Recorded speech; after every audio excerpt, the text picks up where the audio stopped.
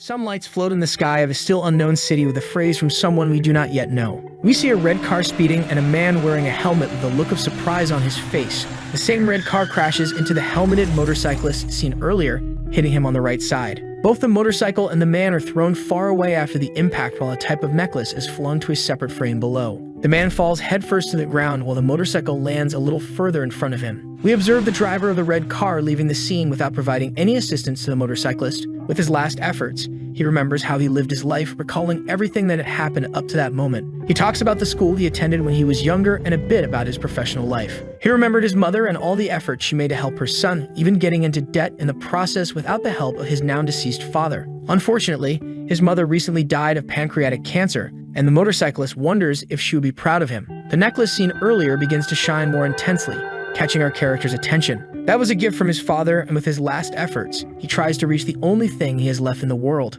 Right after he manages to touch the object, we see some rays of light even stronger than the previous ones. Suddenly, we shift to a new location where a man with long hair and white robes is seen lying in his bed. The man opens his eyes and, looking at his hands, wonders how he survived the accident, being sure he had died at that moment. His mind begins to be flooded with memories of another person we discover is named Cho Hwai. We see a couple coming to talk to Hui, who wakes up with some headaches a little later. A man with darker clothes and tied-up hair tells us that Hui had been sleeping for 3 days while writhing in his bed. His stomach begins to rumble while a woman in purple clothes with a sad look comments on the lack of food in her family's home. She asks the man with tied-up hair if he still has no news about a person named Bang Da. Our protagonist gives us an introduction to this character through thought bubbles about who this person might be. Bang Da monopolized iron and salt in Anhui, saying he needed them to create a perfect sword that would be blessed by a priest. The man with tied-up hair responds with a sad face and his head lowered, looking hopelessly at the ground. As they continue the conversation, we see Hui thinking about who might be responsible for this situation.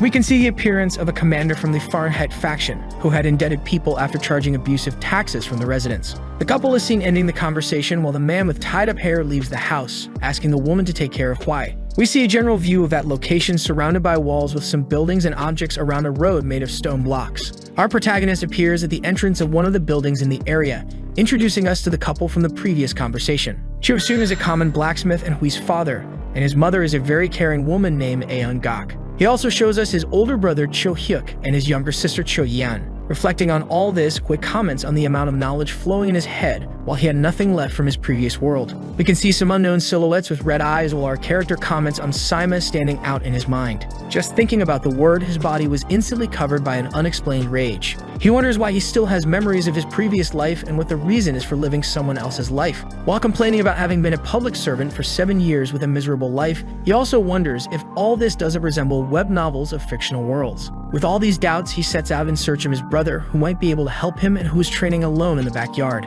Upon finding Hyuk, he realizes that his brother wasn't actually very good at martial arts, doubting his abilities as a fighter. He calls his brother, who turns to him, asking if he was feeling better. Hwai replies that he feels fine and continues the conversation, asking where he learned martial arts. His brother explains that he trained with a soldier friend in exchange for a bottle of alcohol, and our protagonist begins to show us a little more of who he is. Hui, uninterested in learning that, mocks his brother, asking if it wasn't actually some stranger on the street pretending to be a soldier. As Hyuk responds with an aggressive tone, he begins forming his first impressions of who his brother might really be. The two brothers talk a bit more, and Hyuk mentions some legendary martial artists that normal people like them could never compare to. After getting some information about how things work in that world, his brother asks if he is interested in learning martial arts. But our protagonist declines the offer for training, turning his back on his brother and reflecting on how everyone around him seems like an idiot. Looking at the clouds and the nearby scenery, he thanks fate for at least being alive, saying that this is better than almost dying. As he walks forward with a determined look, he says, "Today I start my life as Hwai,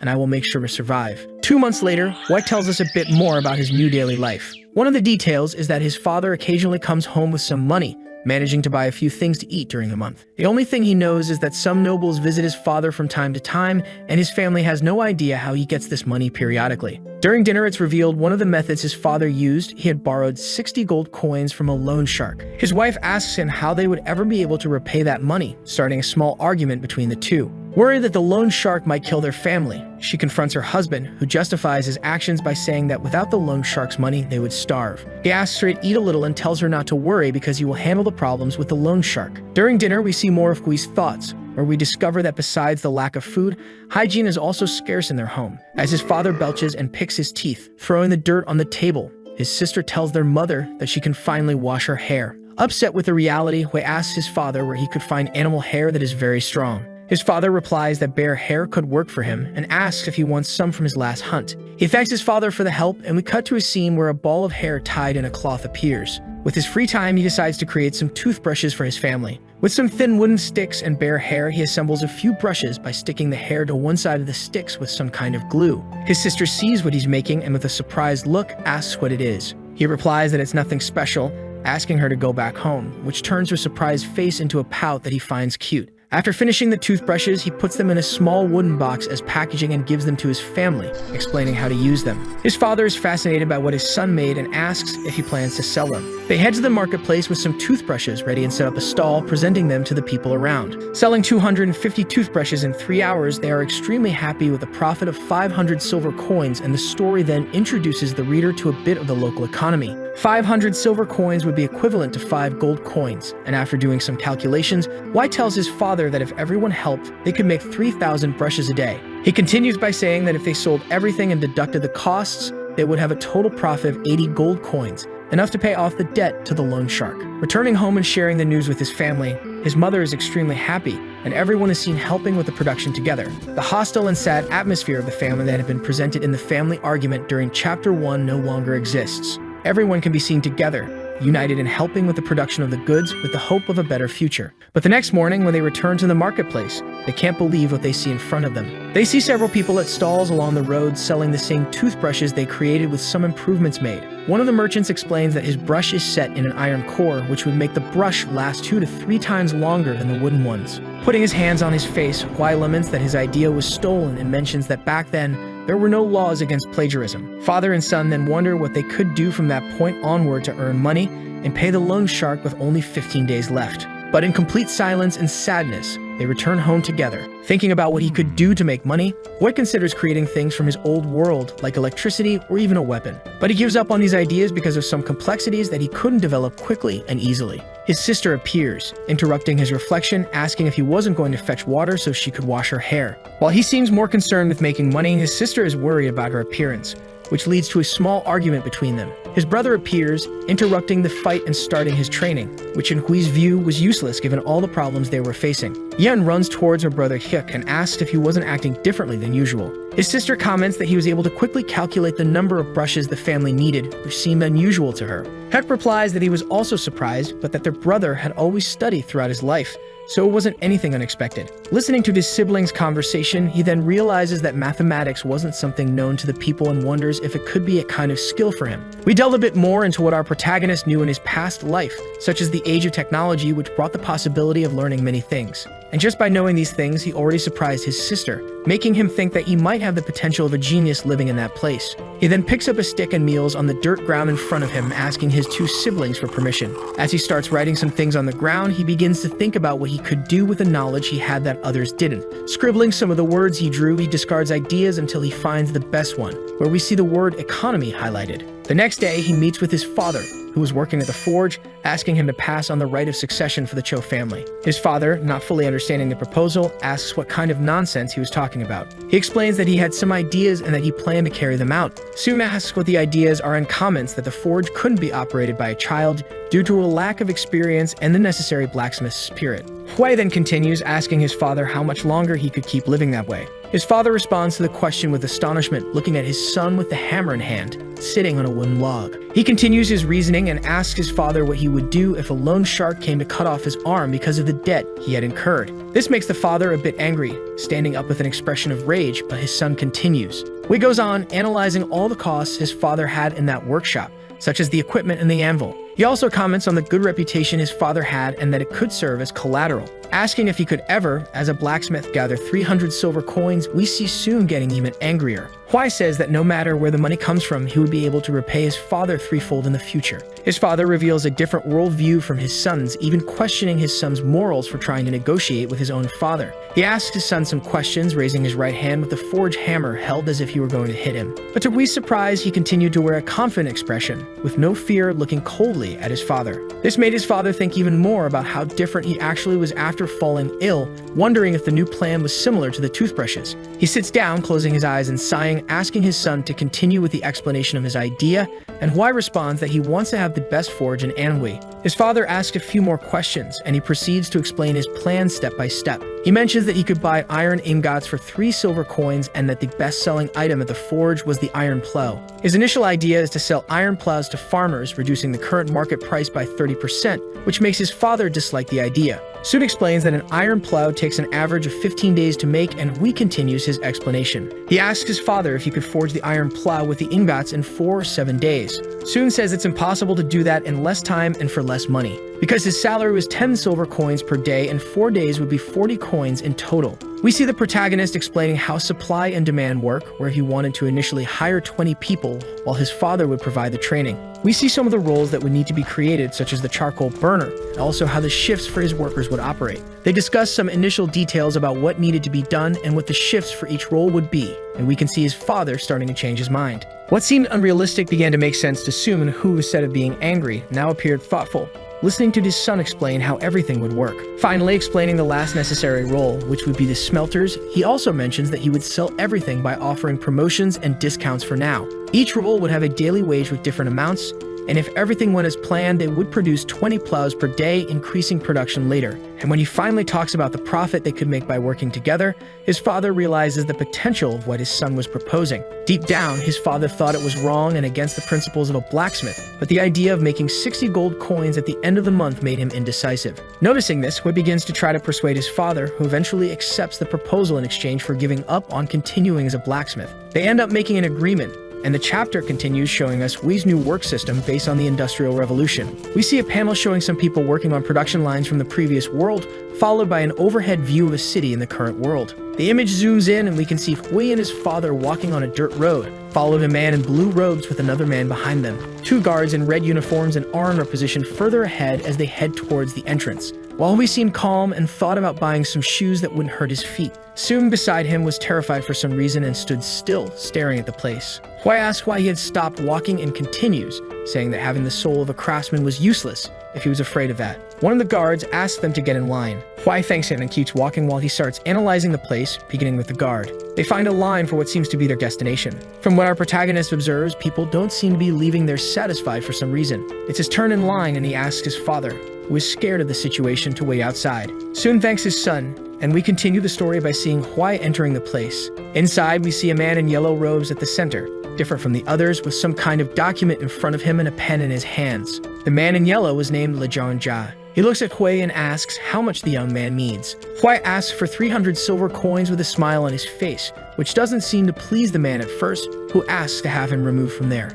With that, our protagonist tries to start persuading the man, saying that if he does that, he would deeply regret it in the future. Trying to catch the man's interest somehow, Jia asks what his starting point was. He introduces himself to the man and says he's there on behalf of the Cho clan. Jia then slams the table in anger and asks if the man in front of him is treating the rival merchant group called Fire Dragon with inferiority. Hui justifies his words and they proceed with the meeting. We see our protagonist pulling out his red book from his jacket to start explaining his proposal. He begins to propose some guarantees that included his family's materials and properties to secure the loan, which totaled only 150 coins. Jia asks him to explain what the guarantee for the other 150 of the 300 requested would be, and he uses his family's lives as collateral. The man is shocked by what Hui just said, but he continues explaining his idea of selling them into human trafficking through the black market. By saying this, he finally gets the man's attention, who starts to realize that Hua might not just be crazy and actually knows how to negotiate to some extent. After finalizing a few more details, Hua continues with his persuasion plan, showing the man the ideas contained in the red book he had previously taken out.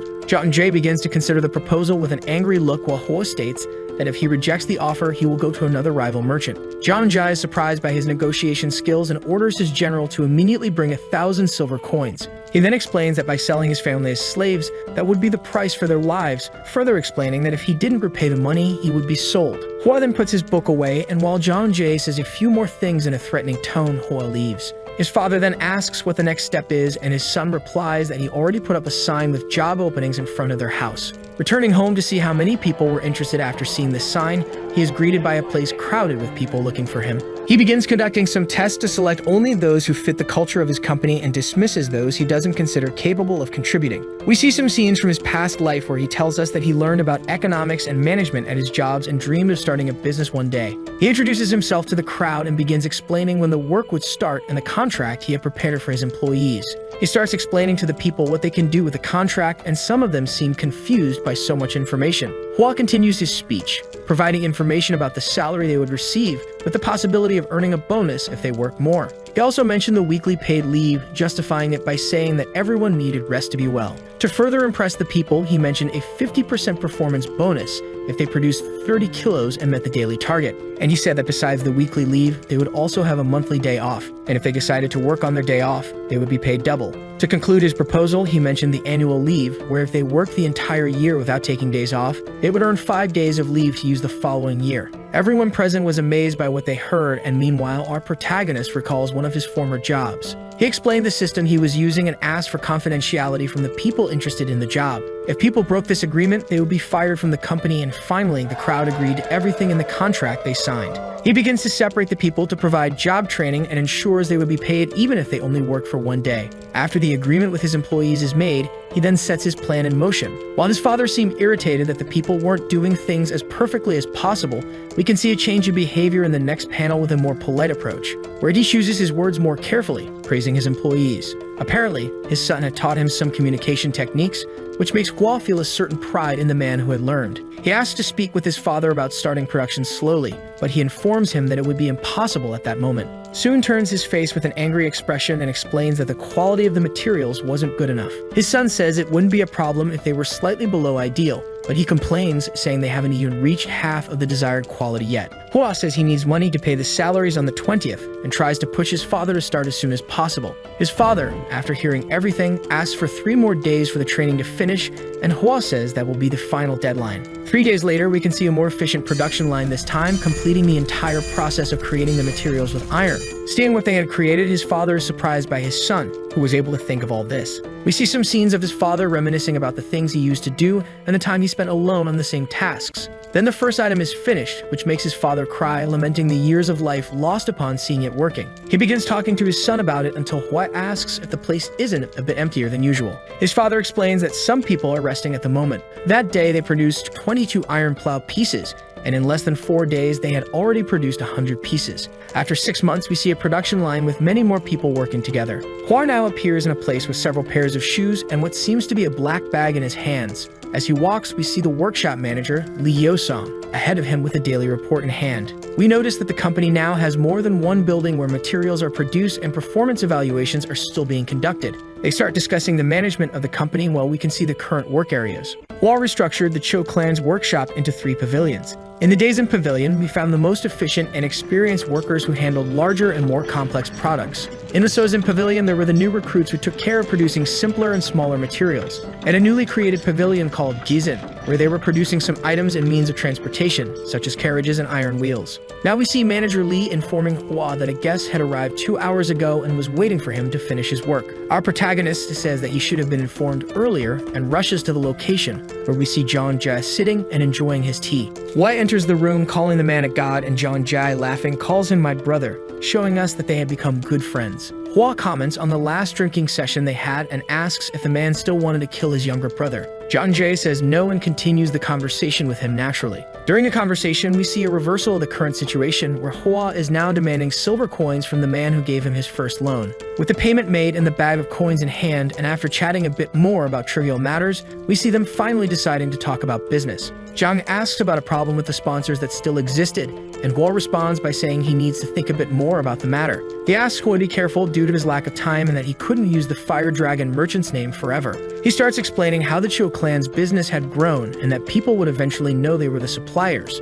He is concerned about the possibility of officials raiding and interrogating Hwa because of his cheaper materials. Jang Jae explains the problems he might face in the future for doing business with the clan. Hwa tries to calm him by saying that nothing has happened yet, but his words weren't enough to convince the man. Hwa then pulls out his red notebook, which seems to annoy Jang Jae, and begins to speak. He explains that he had a meeting with another group of merchants who gifted him a pair of silk-lined shoes. They also tried to make a business proposal to Hua, who tries to imagine why they would want that. As Hua speaks, Zhang snatches the notebook from his hand and begins an argument with him, asking if people are united only by profit. He also informs him that this wouldn't be the only problem to face because some merchants had united to protest in front of his group. He points at Hua and says that these protesters would soon come after them because those people's lives were at stake. Hua says he has already thought about what to do about that, which surprises Zhang. They mention a lord named Bang, saying he would be a good supporter to have on their side, but that just one workshop wouldn't be enough to achieve that. Hua then reveals his profit in just 1 month, which once again surprises Zhang, who seems astonished by every sentence uttered by our protagonist. He continues by mentioning that his real fear is dealing with those who intend to bring down the Cho clan's forge.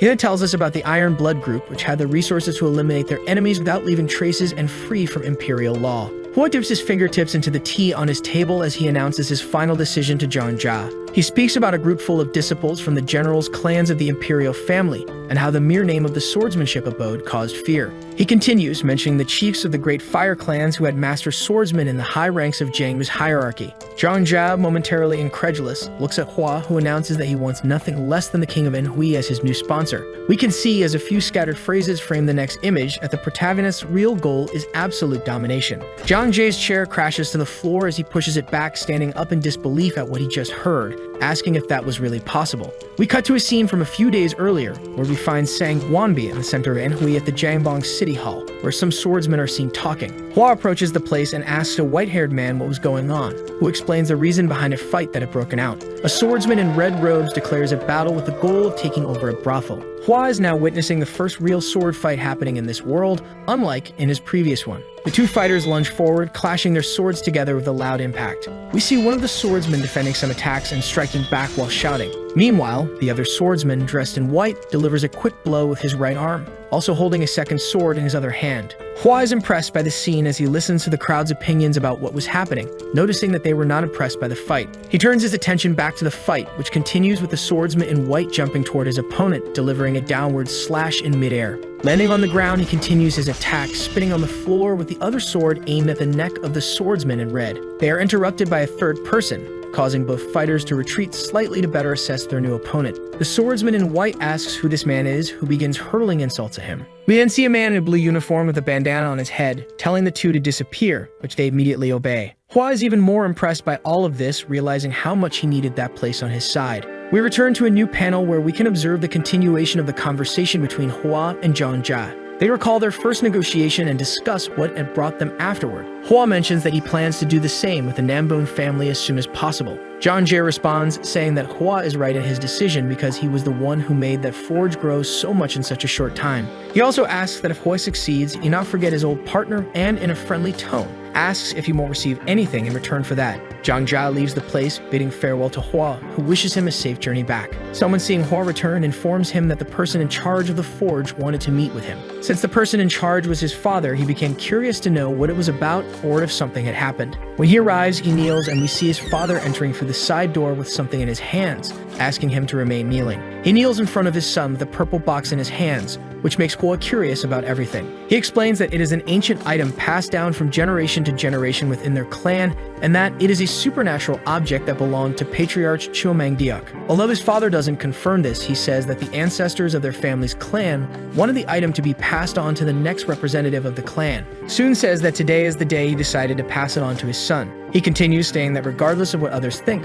Hua was the one who managed to restore the greatness of their clan, and that he is perfect to be the leader. Hua explains that it was actually all of his father's merit, but he is interrupted as his father places his left hand on the purple box, now containing the item inherited by the protagonist. Hua begins to wonder if this was deja vu because in his past life, his father had also passed the same object to him. His father asks him to always keep the object, which seems to be a necklace, with him until he finds the next person to carry it forward for future generations. This is the mission of those who have received the celestial crimson jade. At that moment, Hua realizes what might explain what had happened to him and why he had managed to swap bodies with an ancestor. We can observe the necklace starting to speak while an aura spirals around it. It seems that more than one voice is speaking as we witness a conversation about the next bearer of the necklace. Hua is startled upon hearing this and asks his father if the crimson jade could talk. Upon hearing this, the object asks if that guy could hear them and how that could be possible. Realizing they could communicate, they rejoiced while his father stood up and began saying that he had also had this strange dream before. He warned his son that the object was not ordinary and that he should be prepared in his heart,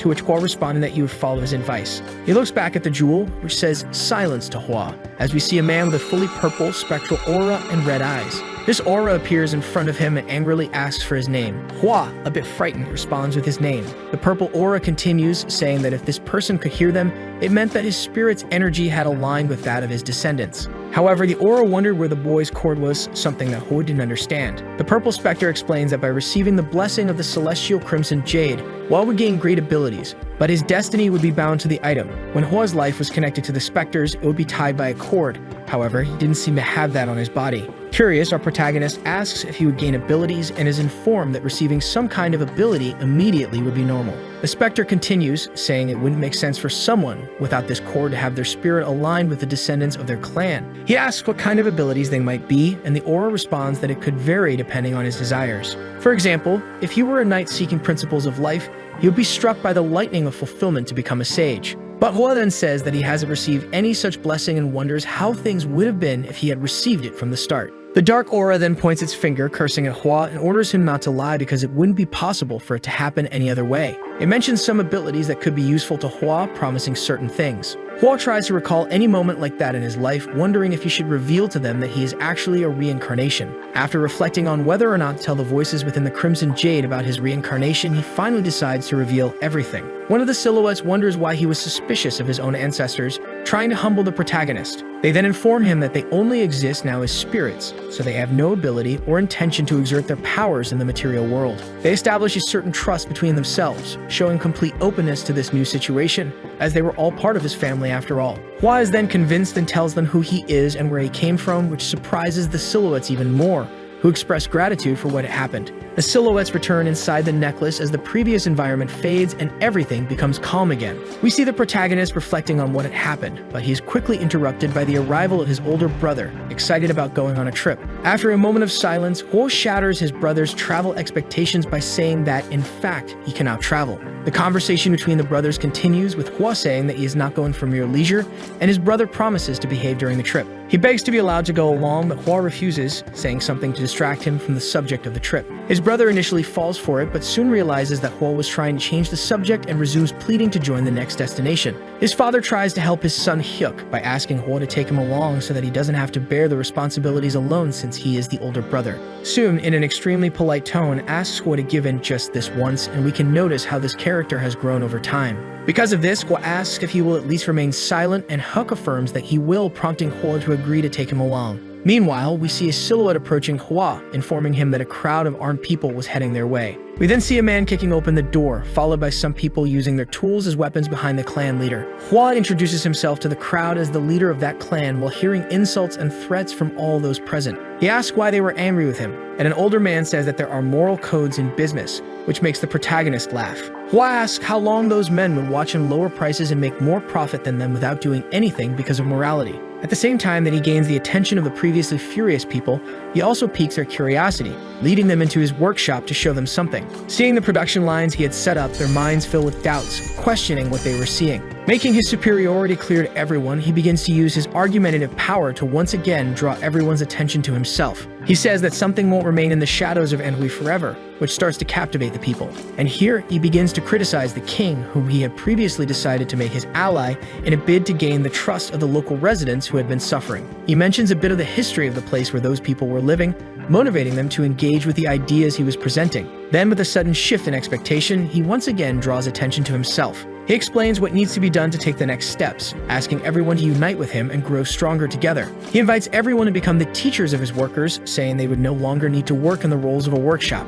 He pulls his father to his side and introduces him as the master of the true clan, saying that he alone was responsible for supervising the men at work. He starts presenting his proposals, highlighting the benefits they would receive and all the details that would seem advantageous to the crowd. Meanwhile, he walks toward a place where something is covered by a brown cloth, presenting it as his new solution. Under the cloth is a sign for the new MANHUA workshop, but this would only happen if they accepted his proposal, which left everyone excited. When they agree, he asks his father to summarize the roles for the elders, Dropping his friendly facade, we now see him with a more hostile expression, saying that this is called a hostile takeover, or M&A. He approaches Lee in another location in a new panel, and they begin talking shortly afterward. Hwa asks him to move half of his workers to another pavilion, while his manager asks if he's finally planning to develop the carriage. The protagonist says he is absolutely right and explains his plan to build something more technologically advanced that doesn't yet exist and has usability in that world. As they wrap up the conversation, he also asks that everything be prepared for the next day's journey at Hefei. But to his delight, everything was already prepared thanks to his manager being a trustworthy person. He asks how long his master will be away, and the master replies that he doesn't have a set return date because he needs to achieve his goal. He asked about the decisions that will need to be made in his absence, but Hwa says there is a book containing some problems that might arise. He gave permission for Lee to read the book, and we see the day pass until it's time to depart. We now see Hwa and Hak together, both on their own horses on a road, with Hwa struggling with the animals used for transport, unlike Hyuk. His brother holds in his hands a diary similar to his own but darker in color, which was a record of Murim users from the past 1,000 years. Hwa asks if that was really something interesting, and his brother responds that it is. He teases his brother as a nerd in his thoughts, but for some reason, his brother realizes that Hwa had thought poorly of him in his head. He says a few things that seem to have been bottled up for a long time and begins to vent, saying he couldn't believe Hwa was really his brother. The brother, whom he called innocent and naive, starts recounting some situations that caught his attention. But despite everything, even though Hwa was very competent, it didn't mean he was inferior to him. After listening to his brother, Hwa is surprised that this conversation is happening and praises his brother for the first time, saying that it seems he has trained a lot. Then Hep begins to recall an old situation that had happened with their family. Seeing the scene of their father being beaten by some bandits, he wanted to protect both Hwa and their father, but did nothing out of fear. But swearing that next time he would help and that no one would be hurt. Hwa says a positive phrase to encourage him to pursue his goal. With a touching scene between the brothers, we transition to a panel with the Crimson Jade discussing the boy's sharp tongue and his abilities. The Crimson Jade continues talking to itself while Hwa listens to the not-so-kind opinions of those present. He tells himself that the only thing he received from his ancestors was that jewel, and even so, their criticism was very intense. Thinking about these things, we discover along with Hwa that the Jade can read his thoughts because their spirits are connected. Hwa then asks the Crimson Jade if there are 8 of them in total, and if that is correct. 2 silhouettes appear in the background, responding to our protagonist by saying that at least he is smart. Questioning whether he is truly intelligent, they begin to recall his previous life, where despite having some qualities, he was nothing extraordinary. Upon hearing this, the Jade says that he still hasn't understood the soul energy he possesses, but that his excellence is due to having reincarnated into another body. They start to positively comment on the things he has built so far, but also mention that he is not worthy of becoming the next king of Mangdeok. Cho Mangdeok was the founding patriarch of the Cho clan mentioned earlier, in case you don't remember, showing us one of the dark silhouettes within the Crimson Jade. Hwa, upon hearing this name, is shocked, wondering if this is the man he thinks it is. He says that, in fact, the Cho clan was much older, and that he was known as such because his father had centralized the clan around him after being adopted. Another silhouette, of someone not yet shown, continues talking with Mangdeok, who responds that this boy hasn't done anything remarkable yet. Hwa gets irritated by the elder's remarks and asks why his actions would be considered wrong. He continues to complain until his ancestors start shouting and cursing at him to shut up and not interrupt them. At this point, we are interrupted by his brother Hyuk on a horse beside him reading his green book and murmuring about a swordsman. Hwa, seeing his brother smiling, asks what happened, and he responds that he couldn't believe what he just read. We see a swordsman in blue robes holding a wooden sheath with some black details in his left hand and a sword in his right, performing a single attack. With the sword raised, we see several bodies being thrown far away all at once in what seems to be a battle against the Dark Demon cult. He alone defeated the 8 strongest members, and with just 6 strikes, defeated the leader. Hwa asks what the Dark Demon cult is, and his brother explains that it's where the Dark Demon Palace originates from. Doubting the facts of this story a little, his brother continues the explanation. Despite being a martial artist who achieved such a feat, there aren't many records about him. The swordsman's name was unknown, and the only thing that remained was the nickname God of the Sword. No one knew which family he came from or how he had lived his life, as everything was shrouded in mystery, leaving only myths. He also complains that the martial arts master Sima Qian had at least 2 chapters of history, but about the God of the Sword, there were only 3 pages. The Crimson Jade then begins to ask if the boy had ever wondered why the descendants of the ancient Cho clan were living in poverty. This catches our protagonist's attention, who says he has no idea. He thought that an inheritance from an imperial family should last much longer than that of ordinary people. Then Mangdeok reveals the wealth he had accumulated during his life, which was left behind after his death, more than 100,000 bars of gold. But after this noble's death, much of his clan's history was lost over time and left behind. The amount leaves Hua even more impressed with the man he was talking to, as just the weight of the gold exceeded 375 tons. Manhwa asks if the boy would like to make a deal with him, and Hua responds by asking what kind of deal it would be. The patriarch continues, saying that they were still powerful, but with their help, the protagonist would have a chance. Hua doesn't understand what the elder is trying to say by telling him all this, and we hear another voice, enraged, saying that he desires the complete annihilation of the Sima clan. He recalls that every time he hears the word Sima, he feels this intense rage surface. He also remembers that the Sima clan is currently the strongest clan in the world, and the man's request seems impossible to fulfill. Being just a mere owner of an iron workshop, he tries to justify that there's not much he could do against them. The patriarch then mentions another name, who responds immediately. He asks if the person could teach martial arts to that child, referring to Hua, who accepts the man's orders. Manhwa then introduces us to Chiana, known as the god of the sword, and we now see his silhouette, which is the same as the swordsman in Huck's book. Chiana was the only successor of the sword tomb, which makes Hua remember that his brother had told him a story about it before. He then calls another name, Ganga, asking if he could teach the secret meridian release technique to the boy. Ganga replies that it would be possible if his clan had not already fallen and succumbed to darkness, which pleases the patriarch. Hua is impressed with how extraordinary his descendants seem to be, while we see Chiana speaking to the protagonist. Chiana tells the boy that he has seen his world and that his knowledge and culture are of great value, which the current era cannot fully comprehend. Manhwa then makes a proposal to Hua, saying that if they combine their power with his knowledge, they could destroy their enemies, convincing him to accept. Moving to the next day, we see Hua walking down an unfamiliar street, beginning to notice some differences between the worlds. Compared to his previous world, this place was much busier and more vibrant. As he walks through the city with his brother, we see some flags being held by people in a circle in the middle of a location, watching something. In the foreground, we see an older man in white robes also watching what's happening. His brother strikes up a conversation with the man, asking if that was the Beijing Opera. With a friendly expression, the man responds by asking if he was a stranger to the city, as he hadn't seen that happening there before. He informs them that he comes from Bangtae Prefecture, which is a place farther away, while Hua takes the opportunity to introduce himself to the elder as well. We see the street play telling a story that doesn't seem important now, but may have clues about what we might encounter in the future. We see the Southern Crimson Jade Demon and the Celestial Sword Warrior. Hua begins watching the play while recalling what he had previously studied about the Celestial Sword Warrior, who was an idol of the people of MANHUA. This impresses his brother, and we see a fight choreography happening as everyone watches. Beside them, three men in white appear and start criticizing the story being told, stating that it was actually someone else who defeated the demon. The hero of that story was actually the Celestial Thunder Swordsman, and this should have been reported in the martial arts journal earlier. One of the men responds that the fools in that city wouldn't be able to read sacred texts like the martial arts journal, causing the two to laugh. The people, upon hearing the men mock their city, become angry but do not challenge them, feeling fear upon seeing their faces. But one of these people decides to confront the men, and that person was Hua's brother. The great Hyuk, enraged, asks what kind of nonsense those three were spouting, which makes one of them angry and asks who he was. At that moment, Hyuk pulls out his book, showing it to them, and says they are dedicated readers of the Windstorm Martial Arts Journal. He proves that, in fact, it was those three men who were distorting the facts based on what had happened. He continues the story, telling how when the Celestial Sword Warrior returned to his family after disappearing for a year, he had red palm marks all over his body, indicating he had used a technique that proved his version. He also says that even after being mortally wounded by the demon, he managed to regenerate and come back to life thanks to that technique, saying it was something everyone already knew.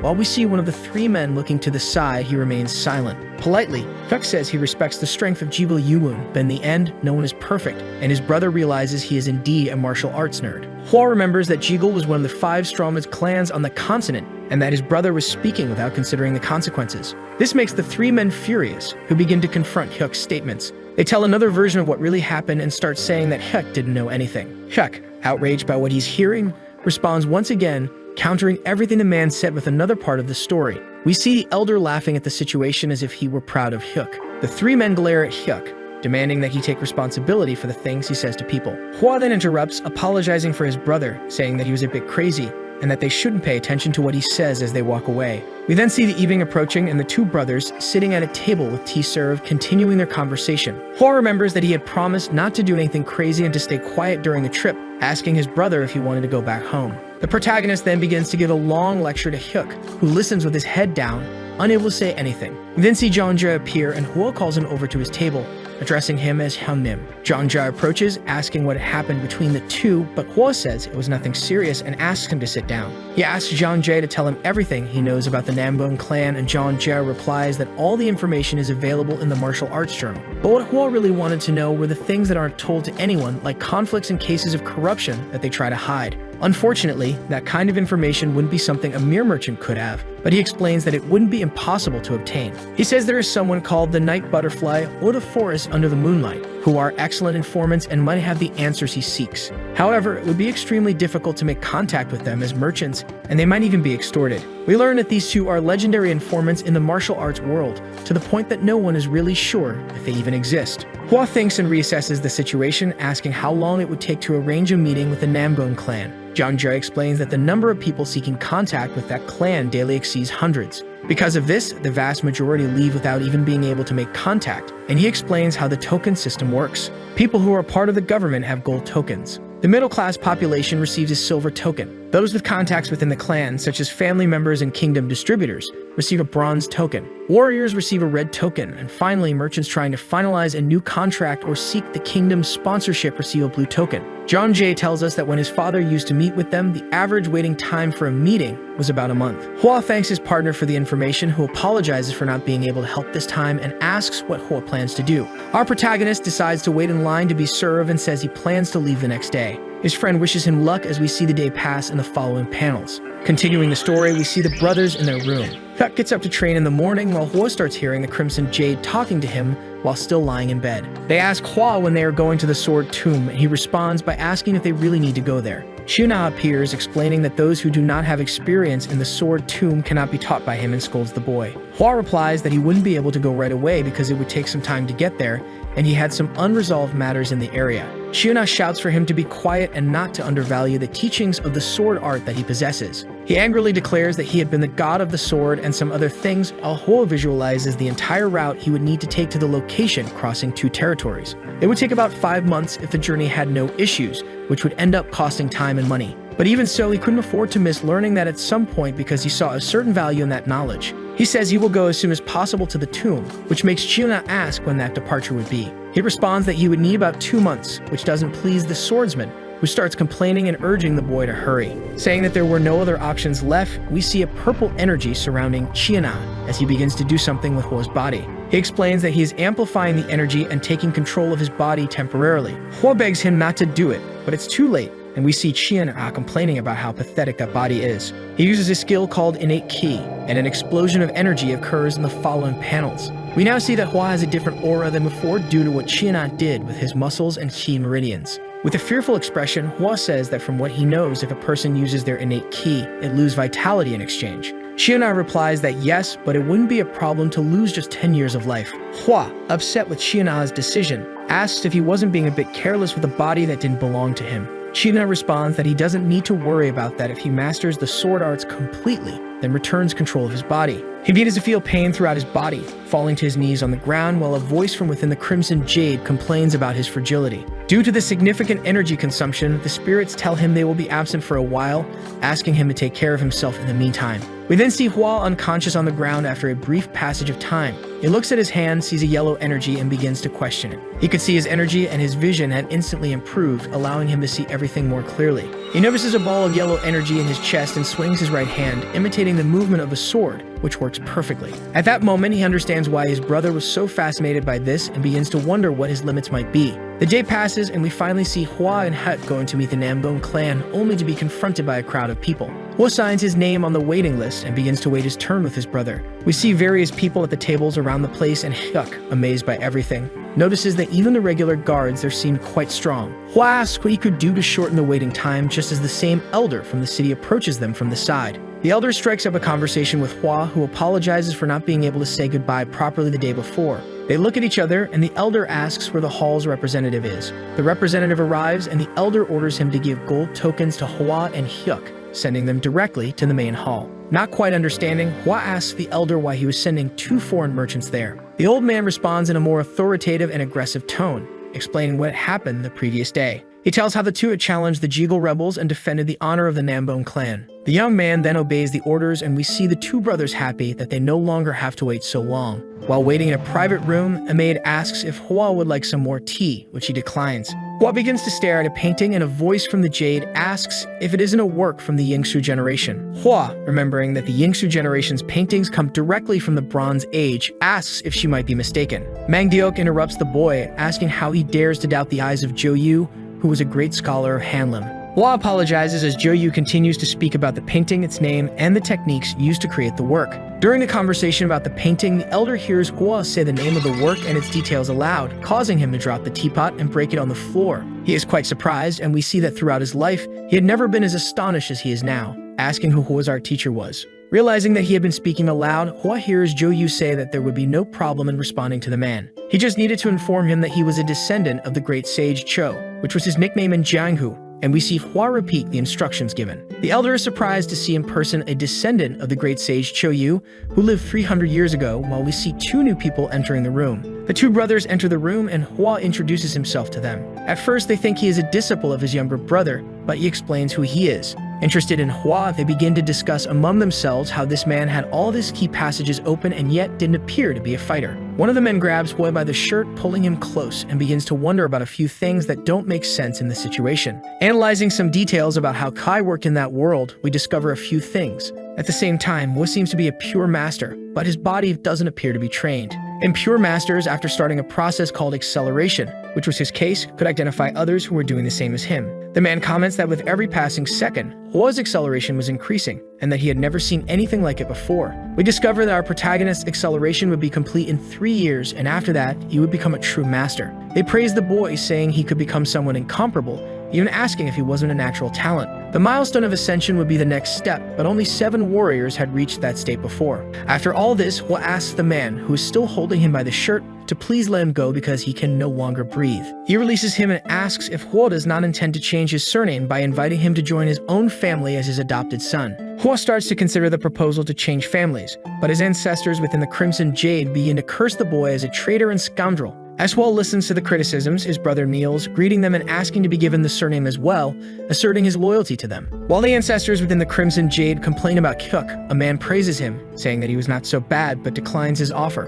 Hwa then interrupts both and says he cannot refuse the surname his ancestors gave him, apologizing and rejecting the offer. This leaves his descendants pleased while leaving the other man complaining about the new generation. The man in red robes shows us that Hwa is the most talented he has seen in 500 years of life, deciding to keep him close. He invites him to become an outer disciple, and with the help of his descendants, they end up accepting the proposal in a joint decision. We see the day passing with Hwa greeting his new master, who gives him some instructions on what he would need to do from then on. He vows to follow these rules while bowing in the presence of the 3 men who ask him to stand up. They then start asking questions about his spiritual energy without him being part of a martial arts clan. Unable to tell the truth, Hwa begins to hesitate, but the man tells him not even to think about lying. He says it was impossible for him to reach that state with a body free of traces of martial arts training. Hwa asks for help from the sword god, who does not respond, and the man continues his inquiry. He keeps citing some curious details while launching a shower of questions at Hwa, who realizes the excellent perception of those 3 old men. He wonders if he needs to tell the truth to them as well, but the sword god can finally be heard speaking from within the jade. The sword god says he cannot claim to be his direct successor, but instructs him to say that he had a secret specialist helping him achieve that. The old men hear Hwa say this, disbelieving the boy's words, which ends up making one of them angry. Hwa apologizes but insists that this would indeed be the truth. The man asks Hwa to prove his skills by demonstrating a bit of what he knows, which leaves him without a reaction other than denying. They discuss a bit more, and the man explains that everyone needs a master to learn those things. We can see the sword god complaining about the man who spoke incessantly and asking him to suggest a verbal martial duel. He explains that this would be the only way to gain their approval since he did not know martial arts. Hwa follows his ancestors' orders, resulting in the start of the combat, where they loudly proclaim what they are doing and planning. They start to imagine and narrate their own actions, which makes the sword god irritated with the low level of the man. After a duel of 4 rounds, Hwa manages to defeat the man who is said to be a celestial swordsman. And while the brothers debate whether the boy is truly just a novice, they are impressed by his performance. The man asks them to fight once more in the same style, and Hwa asks the elder to take the fight seriously this time. We see that in the second fight, where both are taking it seriously. Hwa needed only 9 rounds to defeat his opponent again. A third duel takes place, but this time Hwa lets the man make the first attack to gain some advantage. But this does not prove efficient after seeing that after 5 rounds he had been defeated again. They continue this until the old man accumulates 13 consecutive losses and asks for 2 more weeks to train and have his next duel with him. The man departs at high speed for his studies while we see the sword god commenting on what he would do if he knew the truth. We then see his brother appearing unexpectedly behind him, asking what kind of monster he would be after all. After watching what had happened, Huck begins to wonder what kind of person that was. He could not believe that all of his training and effort were nothing compared to what his brother had shown, and Hua interrupts his thoughts, saying he would explain everything to him at the right moment. One of the elders begins to think about arranging a wife for Hua so that he continues in the Nambone kingdom and considers introducing his granddaughter to him. His granddaughter was known as the most beautiful flower in the Nambone kingdom, and he could introduce her to him if he wanted. Meanwhile, the old man in white interrupts and says that, in fact, Soso Nambone is engaged, which apparently displeases the other elder. And before the man could finish mentioning the name of his granddaughter's future husband, he says he would not give his granddaughter to a broken monk. The day passes, and in the next scene, we see Hua deep in thought about having to wait there for another 15 days. He needed to leave to expand his business at his workshop and visit the tomb as soon as possible. As he wondered where Soso Nambone might be, he observed some instruments present in the location where he was. He began playing a string instrument that reminded him of his old guitar from university days in his past life, which is shown to the reader. But as he immerses himself in the sound he is creating, Soso finally appears, startled by what he had done. She apologizes reflexively, and she continues asking questions about how he had created that sound by playing 3 notes and creating a new harmonic note. She asks him to teach her how to do that, and he agrees, asking only if she could tune 2 more strings of the instrument. They start talking a bit about normal and harmonic notes while Hua teaches the girl step by step. Soso is impressed with what she is learning, while Hua also seems to be enjoying spending this time with her. In the background, her grandfather is pleased to see his granddaughter smile for so long, as it almost never happens. The girl asks if she can try what she just learned, and Hua realizes that she is actually more talented in music than he is. Soso's grandfather asks Hua what he thought of his granddaughter, and he responds by saying she was as beautiful as the rumors suggested. Embarrassed after saying that, he informs that he is leaving because he needs to meet his master. The day passes, and we cut to the evening, where we see Hua trying to talk with the spirit of the sword god inside the Crimson Jade. He asks more about what had happened to his body, and the spirit informs him that it used the celestial great sword cultivation technique on him. Hua seems apprehensive for not fully understanding everything, but the sword god manages to calm him down little by little during the conversation. Our protagonist discovers that this technique was compared to a divine art, or even to the origin art of the last martial god. The sword god explains a bit more about everything, and says that since the internal energy was forcibly injected into him, the side effects would appear soon, showing us that since it was extremely difficult to achieve, if Hua were to meet someone the same level, he would lose the fight. To resolve his lack of martial practice, he would need to quickly go to the sword tomb. And if he did not go there, it would be comparable to a baby who was born with the strength of an adult human. Hua says that after finishing his tasks at that place, he would immediately go to the tomb, and his ancestor responds that the sooner, the better. A few days pass, and we see 2 people in the next frame. The 2 are sitting in chairs facing each other, showing the older man with the blue sword by his left side. This older man was Hua's master, who asked the young man to perform the next move in the fight as if he were training. The tired-looking man narrates his combat actions, and the old man calls him a fool for using that combination. With a tone of superiority, the old man explains his next attack, resulting in a cut to the young man's legs, who, without much discussion, accepts his defeat. The elder, pleased with the result, rejoices while saying that this should always be the correct outcome with his victory in the end. And as he hears this, the other man says he can no longer stand training with him, as he had been away from his family for 2 days. But disregarding this, the old man continues to think about the moves Hua would make in the fight, showing us that the man is completely obsessed after his loss. He explains the conclusion of his reflection out loud and says that Hua was using the weight of the other person in his favor, and with the training scene ending, we close the chapter.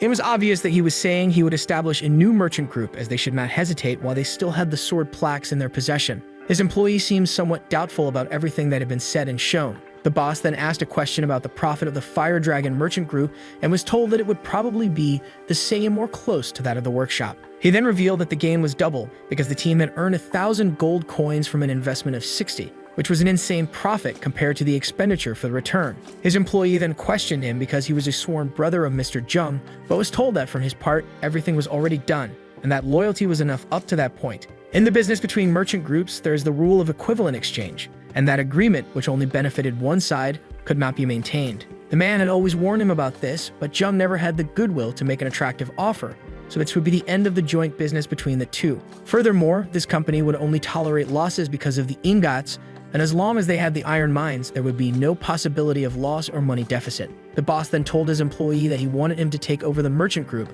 leaving him very confused. He then argued about the company's earnings and the distribution of items from the workshop. The employee frowned with a very thoughtful and tense expression. He then asked his boss for the sum of 1,000 pure gold coins. This request left the boss quite confused, but the employee explained himself as he had already calculated the profits 5 times and made several estimates regarding the products and iron ore they had, in addition to adding coins. And if the items produced in the manufacturing pavilion were completed, the sales expectation would be 700 gold coins. The boss responded by saying that he had forgotten about the weapon production warehouse. But that was because he himself had ordered the armaments to be of good quality, and with the knowledge of the best masters, it would take a while. The master then immediately asked his employee, after these arguments, the value would cost at the end of all preparations. The response was an absurd amount of 5,000 gold coins, but this was close to his estimate. The employee's boss didn't even seem surprised by all these values, even though they amounted to nearly 60,000 gold coins in a year. The leader then said that the new business could already be opened and was asked what kind of venture it would be.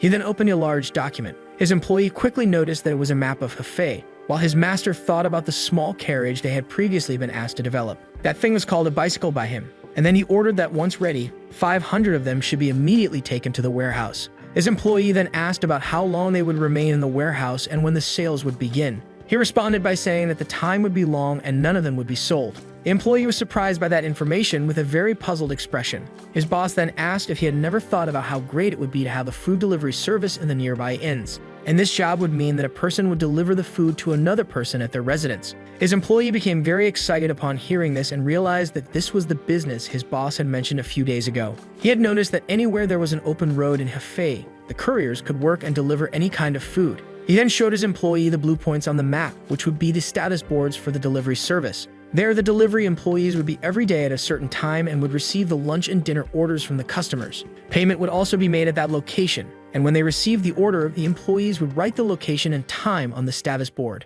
That man with the funny mustache was left speechless by his genius boss's plan. After the whole process, the employees would check the status board and return to the inn to receive the next orders from the district. The employee then asked his boss about the bicycles. He was told that they made the delivery faster and were a revolutionary invention to deliver the food before it got cold. He was impressed by that and also asked about the 8 red points on the map. Those dots would represent all the inns. The employee then thought that the new type of business had no competitors because the bicycles would not be sold to other companies. But the production costs would be very high, and they would probably need to employ hundreds of people for the delivery service. Your boss says that they would make customers order even with the high price, leaving him quite confused. All the food there was tasteless and really had no flavor. Salt and sugar were very expensive and spices were rarely used along with a limited variety, making everything completely bland. So the boss immediately asked his employee to buy a large quantity of sugar and salt from Jangnam, leaving him confused. They were going to create a new dish that customers would fall in love with and buy, even if it was very expensive. The man's employee was very confused about all this and asked if he should prioritize the business instead of the workshop.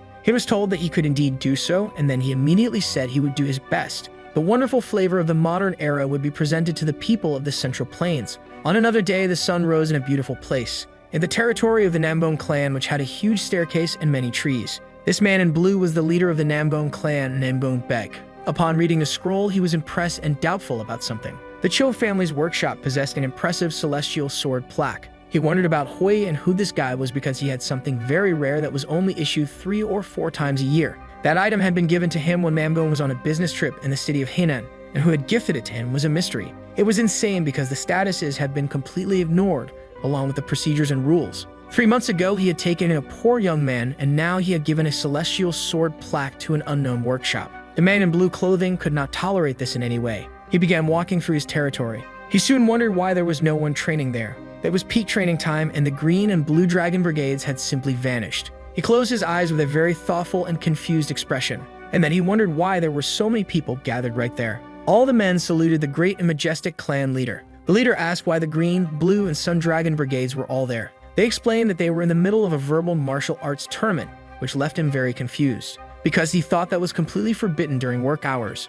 But again, the brigades explained that the brigade leaders had allowed such an act, leaving him even more confused. He then wondered why the clan's system and tradition had collapsed and changed so much all of a sudden. He scolded them all, saying that the path of the sword was infinite and did not allow strange attitudes or jokes. A man with black hair tried to explain, saying that the brigade leaders had witnessed it with their own eyes, and he was immediately questioned about it. He then said they had reached enlightenment through verbal martial arts. in addition to reaching the celestial eye stage, leaving the leader stunned because it was rare and only happened when a person mastered the clan's sword techniques. Everyone became very excited and said they would do it too. The leader then thought that now that they had seen someone reach the ascension stage, they thought it was worth training in verbal martial arts and immediately asked a question. He discovered that the opponent in this verbal duel had been an inner disciple of the director, leaving him very confused about this information he had just heard. He then thought that since he had fought with an outer disciple, this could undermine the family's hierarchy. After some questioning, he learned that the person was a young master named Cho Huai from the Cho clan's workshop. He was stunned because it was that young man again. Cho Huai felt from afar that his name had been mentioned somewhere. Namgung then immediately called Ryan Ju, who quickly appeared ready to assist his dear and great master. He then asked him to find out everything there was about the Cho clan's workshop and Cho Huai. Back at the enormous and beautiful mansion, a large white hand was seen reaching out towards something. That old man then said that finally his huge busy friend had come to see him. The patriarch of the Namgung clan, Namgung Su, remained completely silent, not saying a word. He then said he had read the reports related to the verbal martial duel from 3 days ago. The two agreed that the results were very unbelievable. He had used a lower quality technique, the 3-element sword, and combined it with other styles, making it appear very elaborate and difficult, according to the old man. It had been by far the most perfect use of the weapon he had ever seen, and it was a level he had never reached until then. The visitor then asks if that young man belonged to his MANHUA sect, as he was the Violet Dawn Sword Saint, the strongest warrior in the entire kingdom. The old man with gray hair then responds, saying that was not the case. This leaves him quite confused because he still did not know who he was. The man then lets out a deep sigh and says that he will understand sooner or later, and he hopes for his ascension as well. The man congratulates him on everything, making him very happy and cheerful. There among so many houses, the sun rises, a person arrives, and greetings are given. Comments about the swordsman of Hua are heard around, and even that Hua Siu Mayong was nothing more than a mere useless scoundrel. He is surprised because he didn't know that all the heroes of the Jaegal clan would be there. A man asks him if he is well. This young man is the young master of the Jaegal family, Jaegal Woon. Once again, greetings are given to Hua Siu Mayong, and the one who greets him is the young master of the sword. Quickly, Hua Siu Mayong goes to greet Miss Namgung and compliments her a lot since it had been a long time since they last met. Jang Ho then scolds him because his frivolity seemed to have not changed at all. Hua says that since they were there, they would probably have a beautiful reception banquet. Jang Ho thinks that if it weren't for the clan's orders, he wouldn't even want to meet those fools who did nothing but spit on the name of his precious father. He then says that they would all leave immediately after eating. The man with the hair asks what that man in brown wants, and he is told that he wants nothing. Quickly, the girl thinks about the young master Cho. The discussion becomes frantic because the young man didn't want to reveal the secrets of his business. The man gets very angry because no matter what he did, the tips for opening his establishment were not given, and this could ruin all his plans. That man says he doesn't know where the young man is from, but he could see through all his intentions. Another person arrives, and it is the brother Jung who is greeted. He is very angry with everything that was happening in that place. The boy with black hair is impressed because the old man really worked very quickly. Jung scolds him because it was very difficult to find him, and on top of that, he had decided to start a business without informing him about anything. He tries to explain himself, saying it just happened. But this is tremendous irresponsibility. Because this had never happened in the history of business, a deal had been closed in complete silence in the dead of night. The other brother argues that business should not be mixed with personal matters. The two argue, but the businessman had already given his family members some chances to consider a new negotiation. All the money of the month amounted to at least 6,300 silver coins, and the man should know how significant that amount was. He is perplexed because his brother knew how much he earned working together with the workshop. No real family member takes 6,000 like that from less experienced people. To the boy in white clothing, these seem like the actions of a thief and not of a true brother, immediately being interrupted because his family member worked very hard to acquire materials. He reaches his hand inside his long white coat and pulls out something very bright and golden, leaving everyone there very impressed by all that. Jung is quite disappointed because the deal had truly ended. The man who started the discussion quickly apologizes to the young master for having been very rude earlier. Someone arrives with firm and heavy steps and immediately asks who that young man was and why the clan's plaque was in his hands.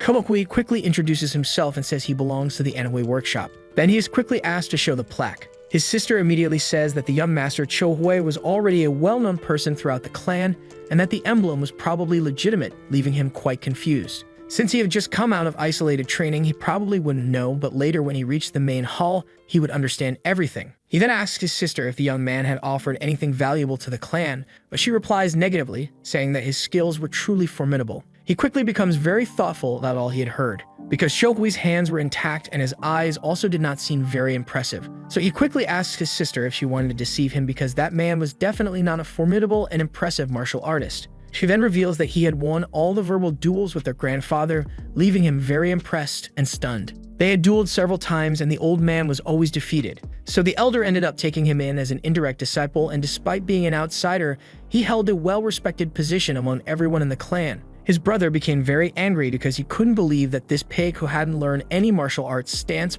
was an important and admired figure. She then asked him to return to the clan and see for himself, but he immediately reprimanded her. Cho Hwai thought that since something was happening with his brother, it was best to stay around. He then said he would assume the credibility of the plaque presented, confirmed by Miss Soso, and would leave at that moment. Jung said he had been watching him for some time and felt honored to be in his presence, but he was quickly scolded for his greetings and words as Hui was leaving. He then asked what he could do for the interrupter. The man said that the plaque Hui possessed represented the name of the clan, and having it in his possession could not simply be ignored. Chun defended himself, arguing that the plaque was genuine and that Soso had already confirmed it. Jang Ho was representing the patriarchal name at that moment, and the young man would have to prove his worth. The very cute girl was impressed by this affront. The man with long hair remained silent, not saying a word. The other man with loose hair also stayed quiet with everything happening in front of him. A remarkable red orb appeared, shining brightly, saying that the child was quite interesting. And he was truly worthy of being proclaimed a true swordsman because it was very difficult to reach such a skill level at that age.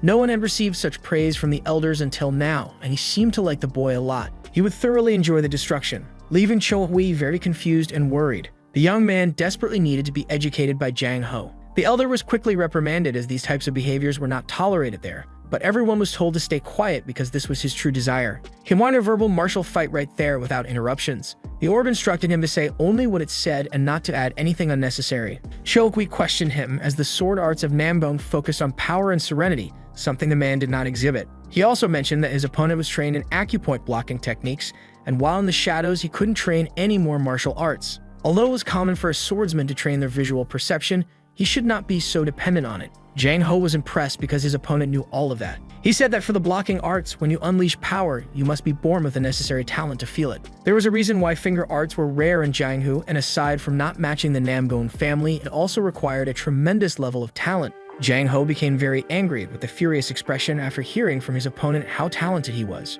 He immediately ordered the boy to shut his mouth. He was then retorted by Cho Hui, who said that he was too obsessed with unsheathing his sword, causing his arm to be in that state. Jang then asked what was wrong with his upper limb and was told that the right one was somewhat larger. The muscle in his shoulder was swollen, and only the acupoint at the gate of the cloud was developed. This was a typical trait of an obsessed swordsman. The marks of a rock that stands strong even during long storms were evident. He thought about unchanging rocks. The entire path of a great dragon that punishes the corrupt world while watching it, enduring all creation, was the path of the rising dragon. And the true nature of the heavens, which tolerated all evil despite being strong and oppressive, did not crush it. It was the celestial emperor. The emperor's path was entirely pure, and it would not return to one that had already collapsed, thought the boy. Cho Hui continued delivering words about the blue skies that looked down on the world with arrogance and the history of the sword belonging to the Namgon family. He spoke with great conviction and confidence, but he thought he was in trouble because after saying everything the sword god had asked, it seemed like he was going to get beaten up right there. Suddenly, the brash man intervened, saying it had been 400 years. Jang Ho thought his opponent was merely talking about the basic sword arts of the Namgon family, but he had lost sight of even the basics until then. He then wondered why he had become so obsessed and failed to achieve speed. Dozens and hundreds of variations of sword techniques had been used, including Hoi Young Dragon and Changnan So. To defeat him, he had spent the last 3 years training, pushing his entire body to its limits, but his heart had become more sensitive and brutal due to fear. He remained silent, not saying a single word for a while. Miss Namgon immediately noticed her brother's very formal words and was impressed. Jang Ho told Cho Hui that he had scolded him just like a family patriarch would, and he wasn't so blind, thus no longer doubting his abilities. Even based on the hierarchy, it was right to treat Cho Hui as a master under certain circumstances for the young patriarch. He was quite impressed because this was indeed the expected behavior for someone from the Orthodox sect, and it was truly incredible. He then told the young patriarch not to worry because his grandfather had forced him to become a disciple, and how he was treated didn't make much difference to him. That man observed from afar, thinking about how impressive it was that Jang Ho respected Cho Hui completely. And soon Li Zhengji introduced himself as his sworn brother, and also the third son of the Fire Dragon Merchant Association. He was somewhat ignored as the two new friends left the area thinking about what they would drink after all that unnecessary conflict. He then thought that his relationship with that boy couldn't end that easily. He quickly called Hui and asked for at least a small favor. He was scolded not to exaggerate things because even the accountants of the Fire Dragon Merchant Association received salaries. He quickly retorted, saying that Cho was up to 20 times faster than them. Huai then asked Zhang for permission to resolve that somewhat embarrassing situation. He quickly analyzed several items in a document and all their weights. He quickly pointed out that if there were a total of 82 items in the purchase record, the value would probably be 4,873 tulls. His friend then thanked him for the information provided. Huai immediately asked about the increase in purchases that month and whether there had been an increase in demand at any location. But it was all just for stocking up because the value was well below normal. He quickly became angry with that man because he was very greedy, and for that reason, he remained a mere useless merchant. He mocked him and said they would meet again soon, and ran out of that place towards the door. The person who had been watching everything saw how ridiculous and ugly it had all been. Jang Ho arrived and politely invited his new friend to the table. But soon, Gui was interrupted by the man because of what happened a short while ago. He didn't understand because, once again, there was something to be resolved. There were 82 items with different weights, as well as over 36,000 kilos of things and 30,000 rolls of fabric. He was questioned about how he had done the math so quickly, as it seemed like he was a calculation king. Even in the Jadal family, which had spent a lifetime learning arithmetic from a young age, there was no one who calculates so quickly mentally like him.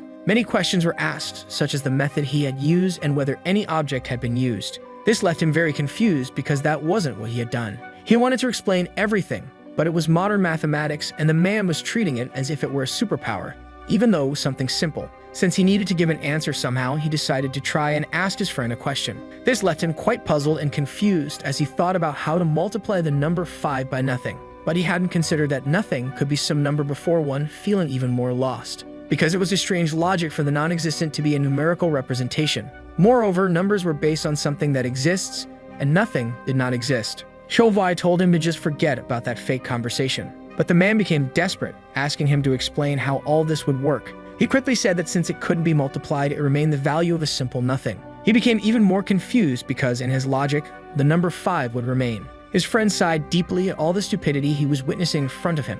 He then called him an airhead, making him even more confused than before. He tried to explain that it wasn't important to know any of that. Jang Ho provoked him because of his lack of skill in explaining things, saying it was definitely arrogant as it ignored other people's intelligence. This left him quite confused because just seconds ago, he was the perfect example of an honorable sect member, and suddenly he had changed. The man with long hair explains the existence of fanatical groups that only focused on the sword method, believing all other methods were useless. Jang Ho becomes very angry and refuses to associate with someone who uses nothing but words, as the life of a warrior who seeks only the sword leads to ascension. The two argue and mock each other. Soon the girl arrives, saying they were being very childish and should stop immediately. Suddenly, a man enters the place, saying he couldn't stay on the sidelines and asking to sit at the table as well. Kowai is surprised by who this emblematic figure might be. He was certain this was the person he had seen when he visited the Hua clan of the Sword Sect. That young man was none other than Hua Seungwoo. He introduces himself to the new visitor, giving all his information and details, making him a bit shy and causing him some discomfort.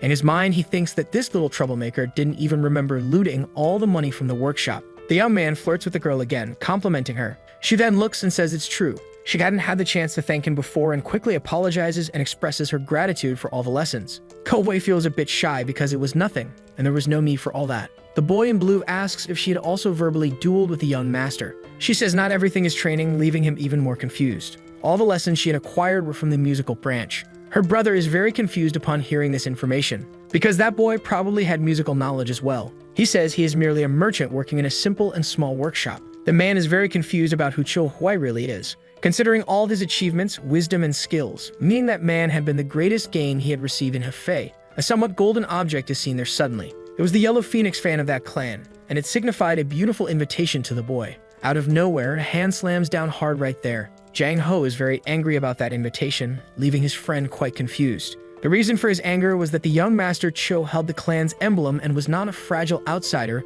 who could be easily controlled and manipulated with cheap tricks. He is immediately challenged on his words, as the law did not forbid invitations for visits, and this was quite common at that time. Jang Ho becomes even angrier, even wanting to resort to aggression, and has to be restrained by those nearby. Cho Huai says he appreciated and was grateful for the offer, but he probably couldn't accept it at that moment. This made the inviter regret it all. Jang Ho remains silent for a few seconds, calming down a bit, and he says that the atmosphere had been ruined due to some people present, so he would buy his new friend a drink another day. But if everyone was satisfied, they could leave and it didn't matter much. Most would accompany his brother. Cho asks if there is any urgent matter, and he quickly receives the information that next month they would participate in an event in Huazhen. He had heard of this before, and it happened once every 3 years, featuring a lot of art and participation from various clans with several different areas. He is impressed with what he just heard. That ancient sword deity had told him that the tomb was located near Sumsiu, and that the Hwasun clan was nearby the castle. So Cho Hui offers to go with them and says he would cover all the travel expenses.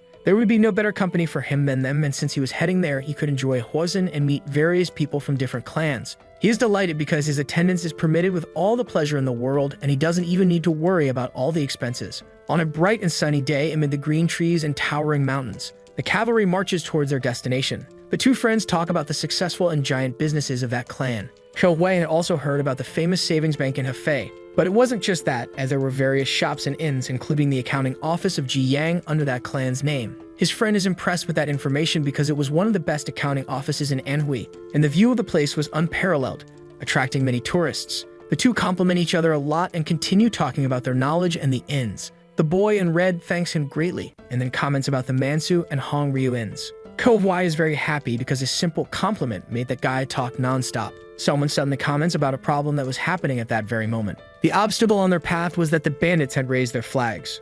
The young master asked which gang was active in that area and was told that it was the colossal tiger thieves, leaving him quite confused. He had heard that those bandits did not have much strength among the 72 groups existing in the Green Forest, and those guys seemed to be losing their minds. His brother watched him and quickly disapproved of his wild and irrational behavior at that moment. He angrily said that he had heard everything the other said. His brother tried to make him understand that the enemies couldn't be that stupid, but he simply didn't get it. Cho Hui and the brown-haired one agreed, as even with tactics or brute force, the opponents had a better chance of victory, and the martial artist world was not so safe. The boy became very angry because that piece of trash was always comparing him to the airheads from the book. Jang Ho said that there were many confused scholars just like him, as well as bad guys wandering everywhere. Amid this fight, his brother asked them to look at the flag again because there was a red bear on it. There was only one bandit gang that had this animal as its emblem. It was the team of the famous kings of the forest, the Iron Bears, who were there at that moment along with their disciples and evil bodyguards. It wasn't one of the 7 great warriors, but rather someone with a reputation to rival them.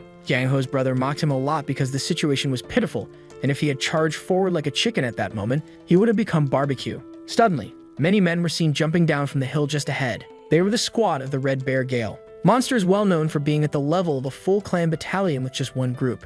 They were very wicked and were approaching with bold and fearless expressions. The Great Master ordered the Namgung warriors to prepare for the battle that would take place right there. Suddenly, he advanced towards those enemies. He immediately ordered his team to kill them all without mercy. His brother allowed everyone to use the Jin Stone along with battle formations and divination spells. The battle at that moment was already underway. Many elements were driven into the ground, and they were being activated immediately amid the Great War. The young man warned his brother that if he found himself in danger, he would be allowed to return to the formation, even knowing that he might not listen. Cho Hui was impressed because that battle was on another level with the advanced form of divination energy and teamwork. In other words, it meant that they all fully understood the divination energy spell, just as expected from the descendants of Kangming. All Namgung warriors were ordered to attack immediately without mercy, and suddenly, they were asked to stop the attack quickly. Out of nowhere, a huge shadow was seen nearby. An impressive man dressed in green arrived at the battlefield looking very imposing. Cho Hui observed him, very impressed by it all.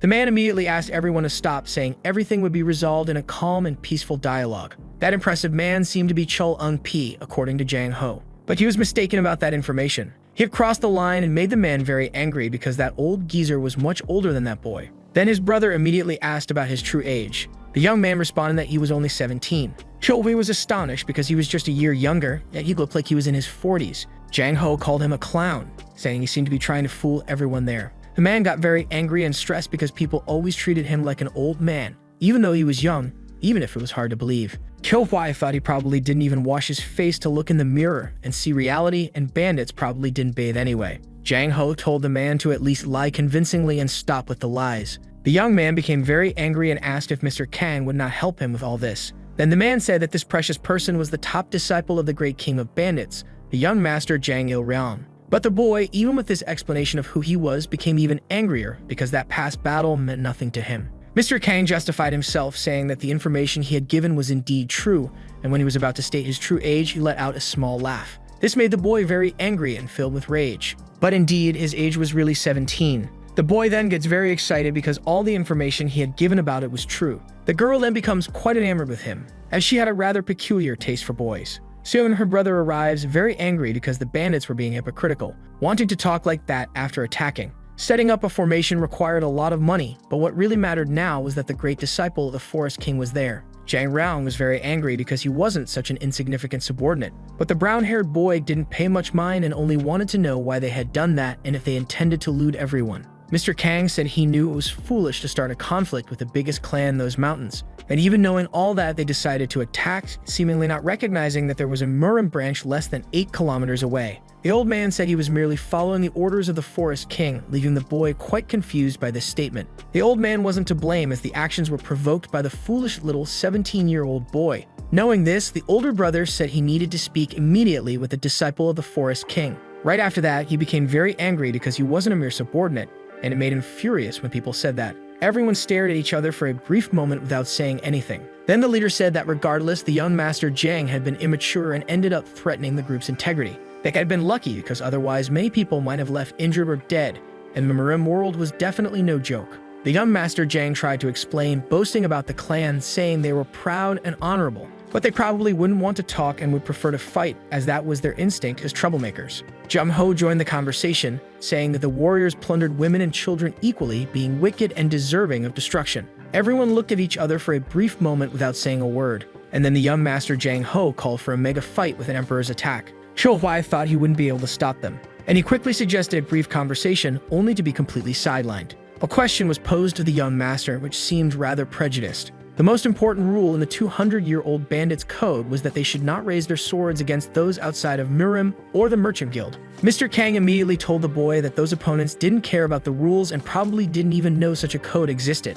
After all, they acted this way because presenting themselves as wicked would generate motivation, as they couldn't send children to fight against strong warriors right away. The young master quickly said that all those pointless discussions should end because those roots of evil hadn't changed at all. Jang Raong mocked him, calling him a big shot. He then said that if there was a single group of truly honest merchants in Jungwon, they should be revealed to confirm their wickedness. Jang Ho became very angry because the young man was trying to justify his atrocities, thefts, and threats. The young man retorted, saying that he had no moral standing to accuse him, as they acted like money-chasing prostitutes, harming others. The boy with long hair interrupted the argument, saying that obtaining things honestly was very different from acquiring them through banditry and theft. In response, he told a story about a rich man who was making a lot of money with his business but ended up being interrupted by some greater force. Jang Ho remained silent without saying a word after hearing this narrative. His opponent's methods might have seemed different, but they were as dirty and unjust as those he opposed. They parasitized the citizens, treating them like puppets. Jang Ho was furious after hearing these atrocities. They'd only robbed from the corrupt, and between the two acts there wasn't much difference because there was always someone selfish and hypocritical. Kyo-hwai thought that typically those muscle-bound types were foolish, but there was something different here. Because the boy's logic was indisputable, he sighed as if preparing to say something. And then he said that there was a big mistake in all those statements. Jang Raong asked what that mistake was, ending the chapter with a big cliffhanger. First of all, the code of conduct mentioned wasn't something absolute. He was quite confused upon hearing this. But he had said that the rules written 200 years ago were still considered true.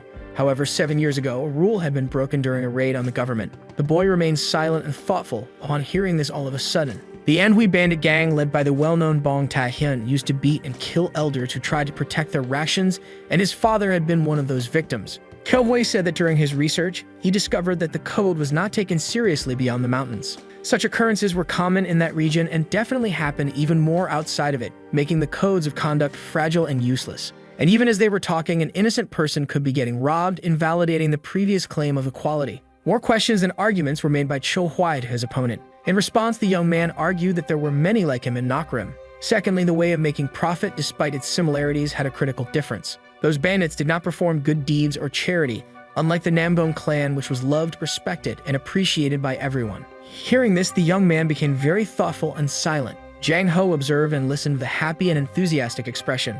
But that didn't mean there were only righteous people in Nambong, as there were also those who used their power for wrong purposes and actions. However, all of them protected the people of Hefei, going through difficult times and sharing hardships together. That was the difference between the two. Cho-hwai thought that all they could do was hide, which was a useless philosophy, deserving death. Jang Raong commented that for all those reasons, he didn't want to become a bandit. He quickly began to take off his green robes. He didn't even know what that mantle represented. The leader had given it to him, and he only accepted it because it seemed sturdy. Surprisingly, he ordered Mr. Kang to inform the elder that he no longer belonged to that useless group of outlaws, leaving him shocked and perplexed. The young man then took a firm step forward. He immediately asked what he needed to do to become a warrior of the Nambong clan and switch sides. Mr. Kang became very angry because the young master had thrown the mantle disrespectfully on the ground and was about to abandon them. Jang Ho thought it was all nonsense, but the bandit was determined in his decision. Cho Huai thought that even with that physique and muscles, a young man was still a half-baked bandit. The boy in blue wanted to slip away, but Jang Reong was determined to join the Nambong clan. He quickly declared that he wished to be accepted into the group at any cost. Jang Ho stared at him silently without saying a word. He then revealed that bandits never stopped being bandits, not even with goodwill, no matter how much they wanted to. The boy became very angry upon hearing this and said he had never bowed to his former king 9 times on his knees. Jang Ho said that if he could obtain an official document from the Forest King or a letter of recommendation, he would consider his entry into the group. So then immediately said she would recommend the boy, making her brother very angry. The young man celebrated and asked her to write it quickly before the man changed his mind. She would need to cut her finger to make the recommendation since there probably wasn't a pen or anything of the sort. The young master Cho Huai found the solution, making the young man even angrier. Jang Reong was almost about to cut off the girl's finger. He was quite enthusiastic while all this was happening, but there was someone there who wasn't happy at all with these events. He was planning to make the young man rot in the depths of labor, but it didn't matter to him. After that, everyone was to move towards their final destination, the place they were initially heading to. The remaining bandits watched everything from the hill, utterly perplexed and impressed. One of them asked the captain if this was acceptable and plausible. The Forest King tended to speak with his fists when he was angry, and these events were completely contrary to his orders. They then wondered what to do and what strategy to use, as they were terrified at that moment. But the decision was made. They would all follow the group to the final destination. The carriages and cavalry continued toward their planned destination. Since the young man had just been admitted to the clan, he couldn't ride inside the carriage with the others. Jang Ho thought that if it weren't for his little sister's terrible taste in men, he would have kicked that guy out already. A suggestion was made for him to walk, but it wasn't accepted immediately. A joke that was made wasn't funny at all. So defended and praised him a lot, but Cho Hui disagreed with her in his thoughts. She tried to learn more about the new member of her team. He had 7 siblings in total, and she quickly asked if the second was Li Rian. The parents of these boys had been quite lazy in naming them, as the youngest was Chil Rian. But not all of them were boys. The third one, for instance, was a beautiful lady, and probably she wasn't around, because in fact her surname was Bong and they called her Jang Sam Bong. The boy in blue laughed a lot at this immediately. The 2 young men realized that someone had noticed and agreed with each other. One of them quickly asked why the previous attack had happened and if there was a decent reason for it. He then asked for a favor, leaving them quite confused. He really wanted to participate in the event they were heading to, but he probably had no chance. So for that reason alone, he had caused all that commotion, and he apologized for it, with Cho Hui thinking hard about that useless little bandit. His brothers soon arrived, saying that the boy was now the young member of the Nambong clan and should treat everyone with respect, understanding its importance. He then asked the ages of the group and was told that except for So, everyone there was much older. He was about to call them brothers since he was now a member of the Orthodox faction. He started to tease Cho Hui, who got very upset. He then mocked Jang Ho, making him furious and threatening him with his sharp sword. He also teased Jaegal, who became even angrier. But the only one who wasn't bothered by all this was So. Night fell, and the sky was already filled with many stars. 15 days after all those events, the cavalry finally seemed to reach the final destination of their journey. So woke up feeling quite sleepy, saying she longed for a nice warm bath. Jaegal mentioned that they were almost at the first meeting point, leaving his dear friend confused by what he had just said. He then explained that because the Hwasun clan was so large, if too many people arrived at once, it would turn into chaos, so everything had to be organized. His brother confidently affirmed that they were already there. They commented about the yellow flag of the Hyunmu, and they would probably have to travel with those muscular lunatics. The new member of the team was impressed by these men, as even in the mountains there were no people like them. They wore golden bands along with yellow clothes that shone brightly. Ahead of them was the young master of the Habak Pang clan, a new king of the sword, Pang Gak, philosophizing about the symbol of a man, which in his opinion was the strength he possessed. The spear, in his view, was just a subclass of the sword. Feints and false movements were cheap tricks used by the weak. 3 years ago, he had lost to Chung-un So unjustly because he hadn't used his full potential and due to his opponent's underhanded tactics, which was his motivation. Lieutenant Jaegal and Nambong had arrived, putting the crowd on high alert. They arrived with an imposing presence at that location. The boy wondered about this virile man. The man approached him and offered an arm wrestling match, leaving him quite puzzled. He accepted and quickly heard provocations from his opponent. It was all nonsense according to him as he furiously struck a nearby tree. The tree fell to the ground, its branches and leaves crushed into the soil. Its trunk would be the ring for their match. The two were already ready and eager for the battle. The crowd gathered around the trunk to witness the spectacle up close. Jaegal and Cho Hui commented on the antics of these fools. and Soso was impressed by this silly fight. The fight was finally underway and about to begin. Both put in a lot of effort, giving their all. Something shone on the boy's golden fist. This gave Shin of Wang much more strength than usual. The boy was very angry because his opponent had just used Ki, calling it cowardly. All of the boss's employees were disappointed in him. They couldn't believe it and were quite disheartened.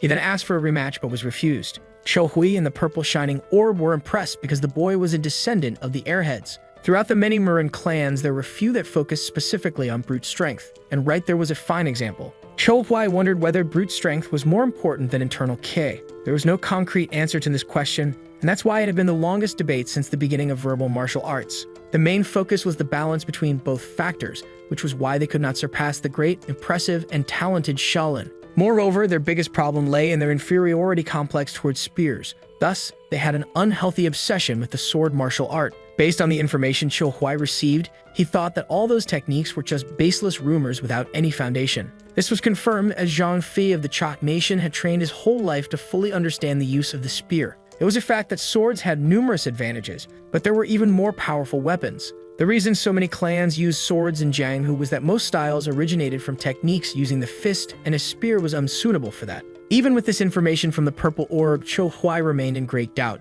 He thought that if a man called the god of the sword didn't believe in his own weapon, it would be hypocritical and make no sense. But that wasn't true, as the fist technique had revolutionized things, leaving aside the bows and arrows that were quite popular and widely used. Jiang Sambon and the Shaman clan incorporated his Tai Chi into the spear because it was impossible to harmoniously incorporate it into the sword. This all meant that the sword wasn't actually the most powerful weapon. It only had fame due to cultural effects. The boy with the headband asked Cho Hui if he really thought that little sword was better. Cho Hui turned around, startled, his eyes wide open. Jiang Ho immediately intervened, telling his brother to ignore those ridiculous and unscrupulous remarks. Shin of Wang didn't need to go to MANHUA to finish the fight from 3 years ago because it could be done right there at that very moment. Jiang Ho mocked him, saying that he had lost to the apprentice warrior of the Namgong clan and didn't have enough confidence for such a difficult challenge. Jekyll gave him a valuable life lesson, saying that life always had its ups and downs. The boy became angry with him and asked them not to get so close, slapping his hand. He had lost to that witchcraft last year and had been trapped inside the Palace of 9 Illusions for 3 consecutive days without even being able to drink water.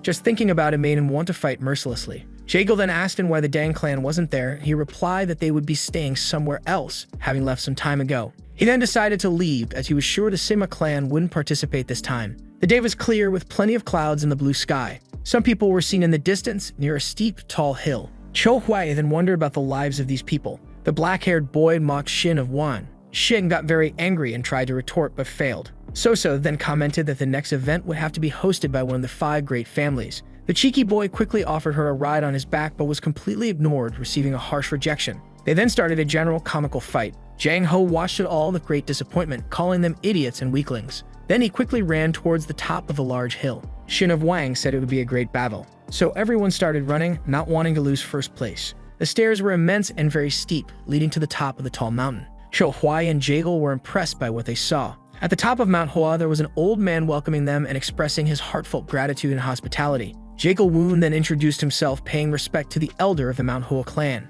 The elder remembered the boy, as did anyone who had witnessed the event 3 years ago. He then invited them all in to rest after their long and tiring journey. Many people were there at that moment. Everyone greeted each other with great respect and harmony. Cho Hui distanced himself from them and went to another corner of the place. He walked around with lightness and calm, surrounded by the large trees with pink flowers. He thought about how small, elegant, and peaceful the place was. The plum blossoms endured the dry, hostile cold, and when they began to bloom, it marked the beginning of spring with a unique scent. The boy in blue soon arrived, also praising the place greatly as he imagined things to do there. Cho Hui was surprised to see Jiang Raon drinking alcohol, even though he was only 17. But it didn't surprise him much because such behavior was typical of a mountain bandit. That said, the boy wanted to know who Cho Hui really was, as he thought he was from Namgong. Cho Hui replied that he was just a mere merchant, leaving the boy quite confused with this information. He continued with a series of questions and speculations about the merchant. He also said he was hungry after all the climbing, commenting on the difficult cuisine of Jianghu. Cho Hui also commented in defense, but his teammate disagreed.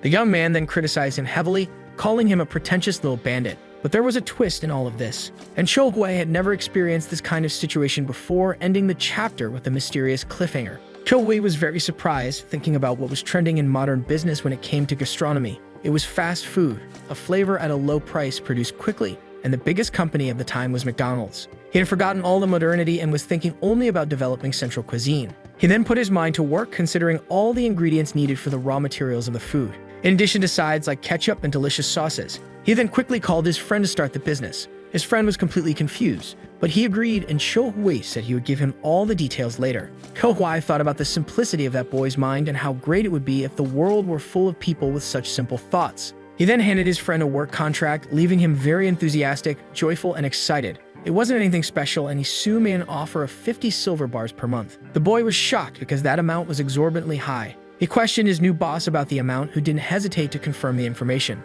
The former thief also asked questions about the new job he had just gotten, making some guesses. But all he had to do was stand right there, and he received this information with much shock and surprise. Cho-hui then told him he would learn much more over time. Someone arrived, and it was probably the strongest rising martial artist in Jianghu, the young dragon of MANHUA. He wore a beautiful white robe and walked forward with an imposing presence. Cho-hui was impressed because this guy was truly different from ordinary people. The art of flourishing energy was well known, and the only energy arts that train the natural central energy were the taking cultivation technique. After receiving this information, Cho-hui asked if this technique was better than the Grand Celestial Sword cultivation technique he had learned before. The clan leaders then greeted and praised each other. The young dragon of MANHUA complimented Jang Ho, saying he was very impressed because his friend Sky had changed significantly. Even hearing this, Jang Ho thought that Guy was the one he hated most on the face of the earth. But he was also a human who had fallen into the deep pit of arrogance. The celestial red orb said he had great talent and was now intoxicated by his swordsmanship,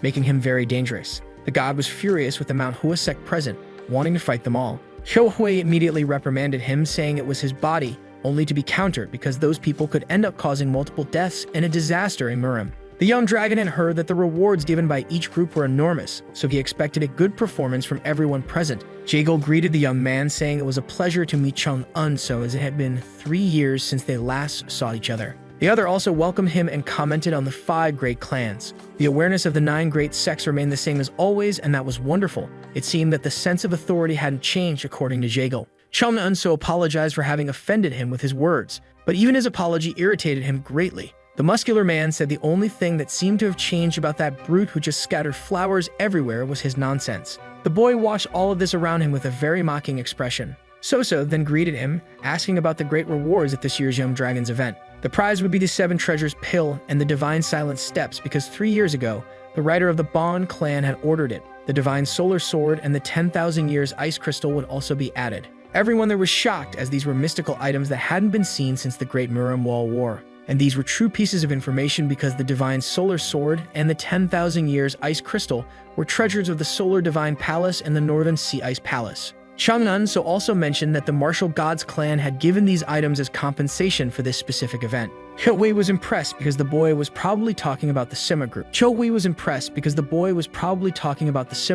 Someone quickly asked about the participation of that organization with a tone of desperation, but was promptly answered in the negative, as they wouldn't participate this time as usual. Everyone there felt relieved by this information. Chung-un so thought about the fear that people had of that clan and how they might think they could surpass the Hwasun group. Cho-hui interrupted these thoughts, saying he understood everything. He harshly criticized the boy for his arrogance and intolerance, saying that a demon should not be allowed to grow in that sacred land of Taoism. The boy turned around, listening to this with anger in his eyes. That had not been said by Cho-hui. He simply couldn't resist the influence of the sword god who controlled his body. It seemed that the influence of the demon lord had reached the MANHUA sect. The boy became even angrier upon hearing this from that pretentious young man. That Amethyst demon god was the first to appear in Mirim's history, and was also the celestial leader of the diabolical divine symbol of ultimate evil. The honest sects called his martial arts the Amethyst demon technique and considered it a curse because his body emitted an impressive purple light in the ring. But the sudden appearance of the MANHUA sect's secret arts seemed similar to the demonic technique,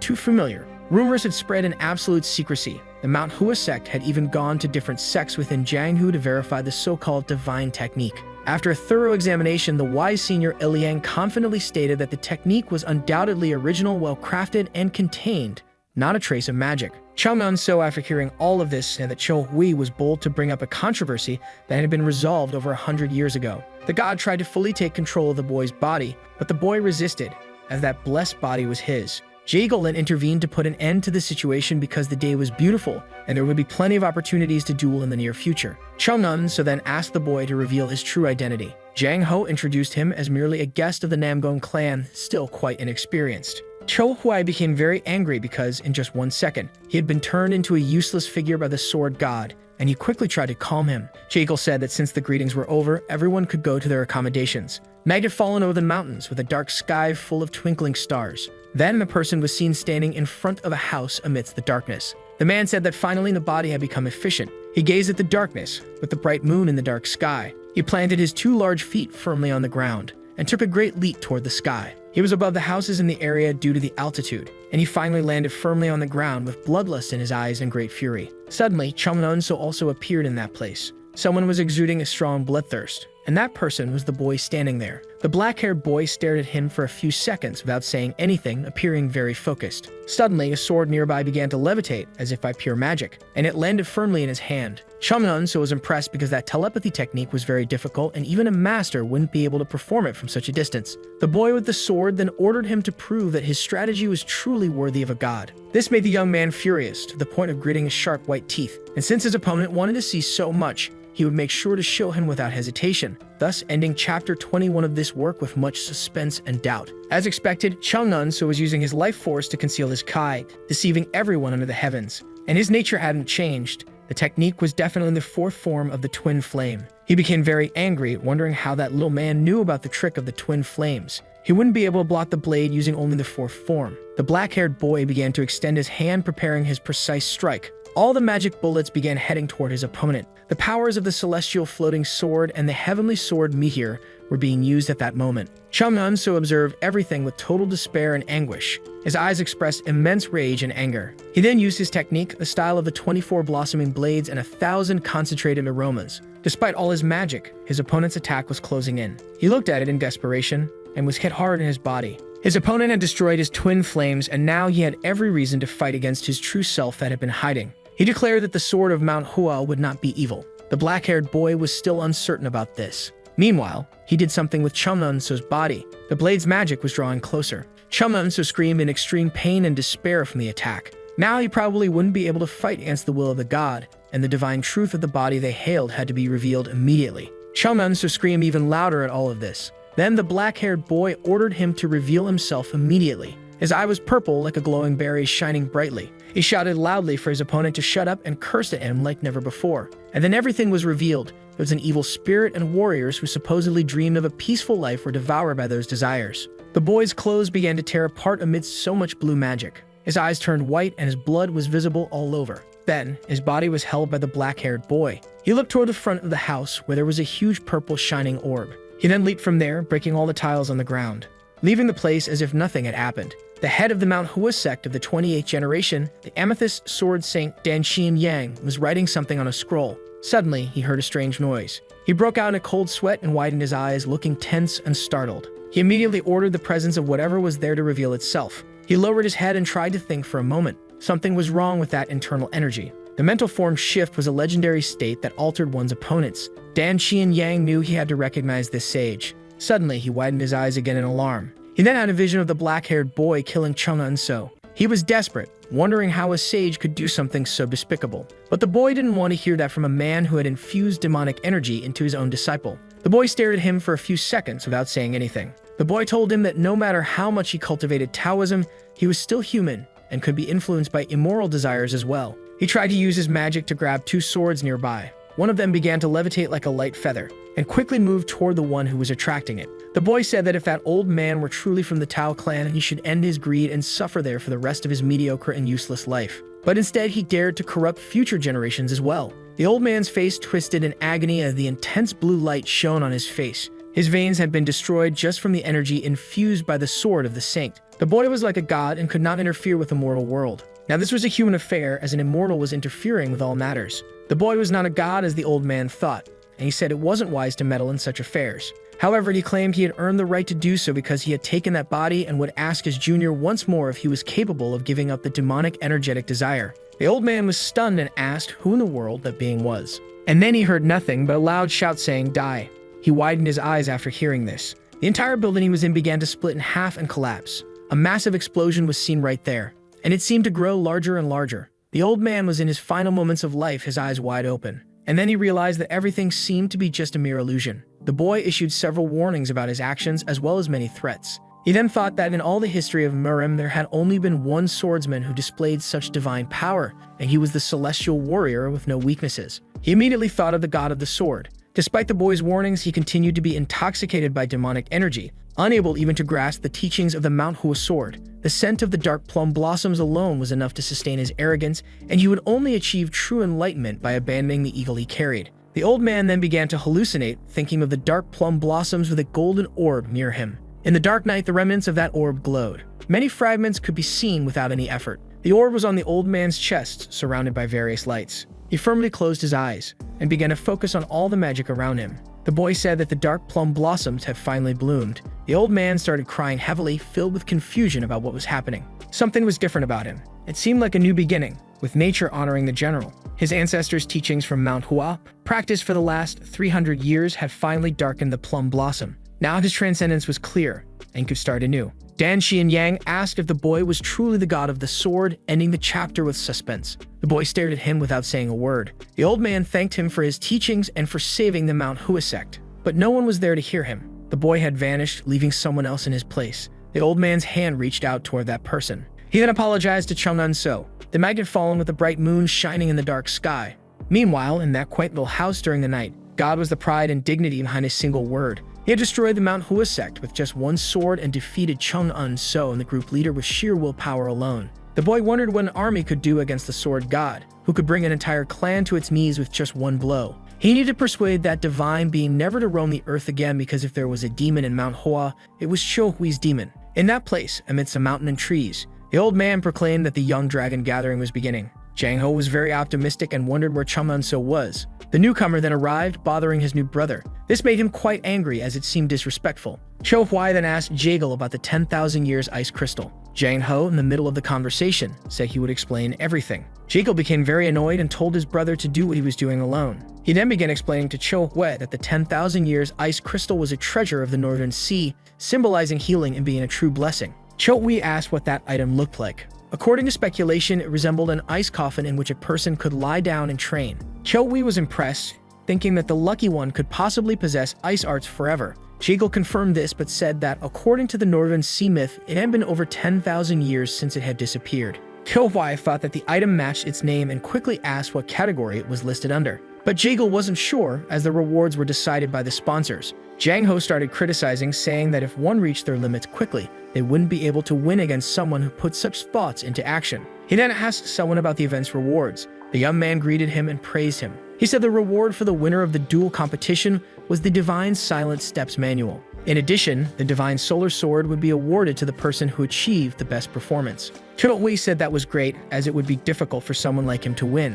And regarding the 10,000 years ice crystal, it would be awarded to the winner of the theoretical battle, which he didn't know about. Jekyll explained that it was a field where people debated, competed with calligraphy, and evaluated art. Chudol-Hui became excited and immediately asked how to participate. The brown-haired boy tried to calm him down, saying the battle didn't have a fixed schedule and could happen at any time. He then discovered that the previous year's winner was the very person he was talking to. Chudol-Hui quickly thought that he was mediocre at drawings and writing, so he needed to use the knowledge of the elder Sangjo to focus on an ideological battle. Subin, the young man, said it looked like everything had already begun. A strange man called for his opponents. Jagal volunteered to fight him again and see if he had improved. So suddenly appeared, saying she wanted to participate, leaving him astonished. And she let the challenger choose the topic. She wanted it to be about the 5 vermin of Hanfizi, as they were said to destroy an entire country in the books studied by many scholars. The young man was very angry with the girl's decision. She argued that there was no better topic for debate if the intention was to criticize Confucianism, making him even angrier. She was certain that everyone knew about the utopia of the ideas that had led to countless failures.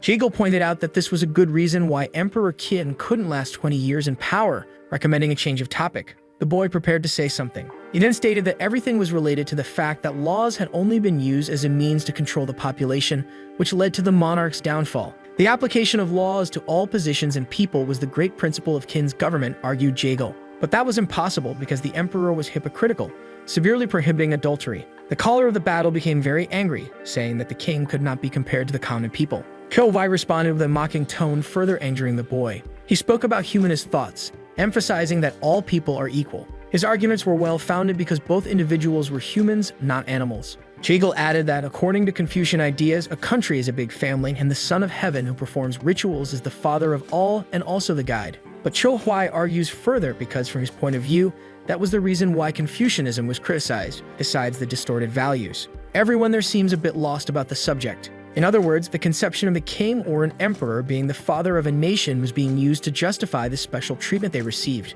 Cho Hui asks if the ideology of the Son of Heaven could coexist with that of the people, so that the idea of equality would be established and should not be divided between the emperor and the rest of the world. Otherwise, it was like talking about different races. Sorso goes along with him, confirming everything. What it caused the empire's laws to break was the fact that they were applied differently depending on the individual's position. That guy is impressed and assumes something. The problem with punishments was the extent of them based on the acts committed and whether they would be applied equally to everyone. And that's why the law should divide crimes between minor and severe, and the principle would be efficiency. Everyone there is perplexed by these ideas. But what would be the standards that would decide if a crime was minor or severe? Cho explains that it is the state's decision.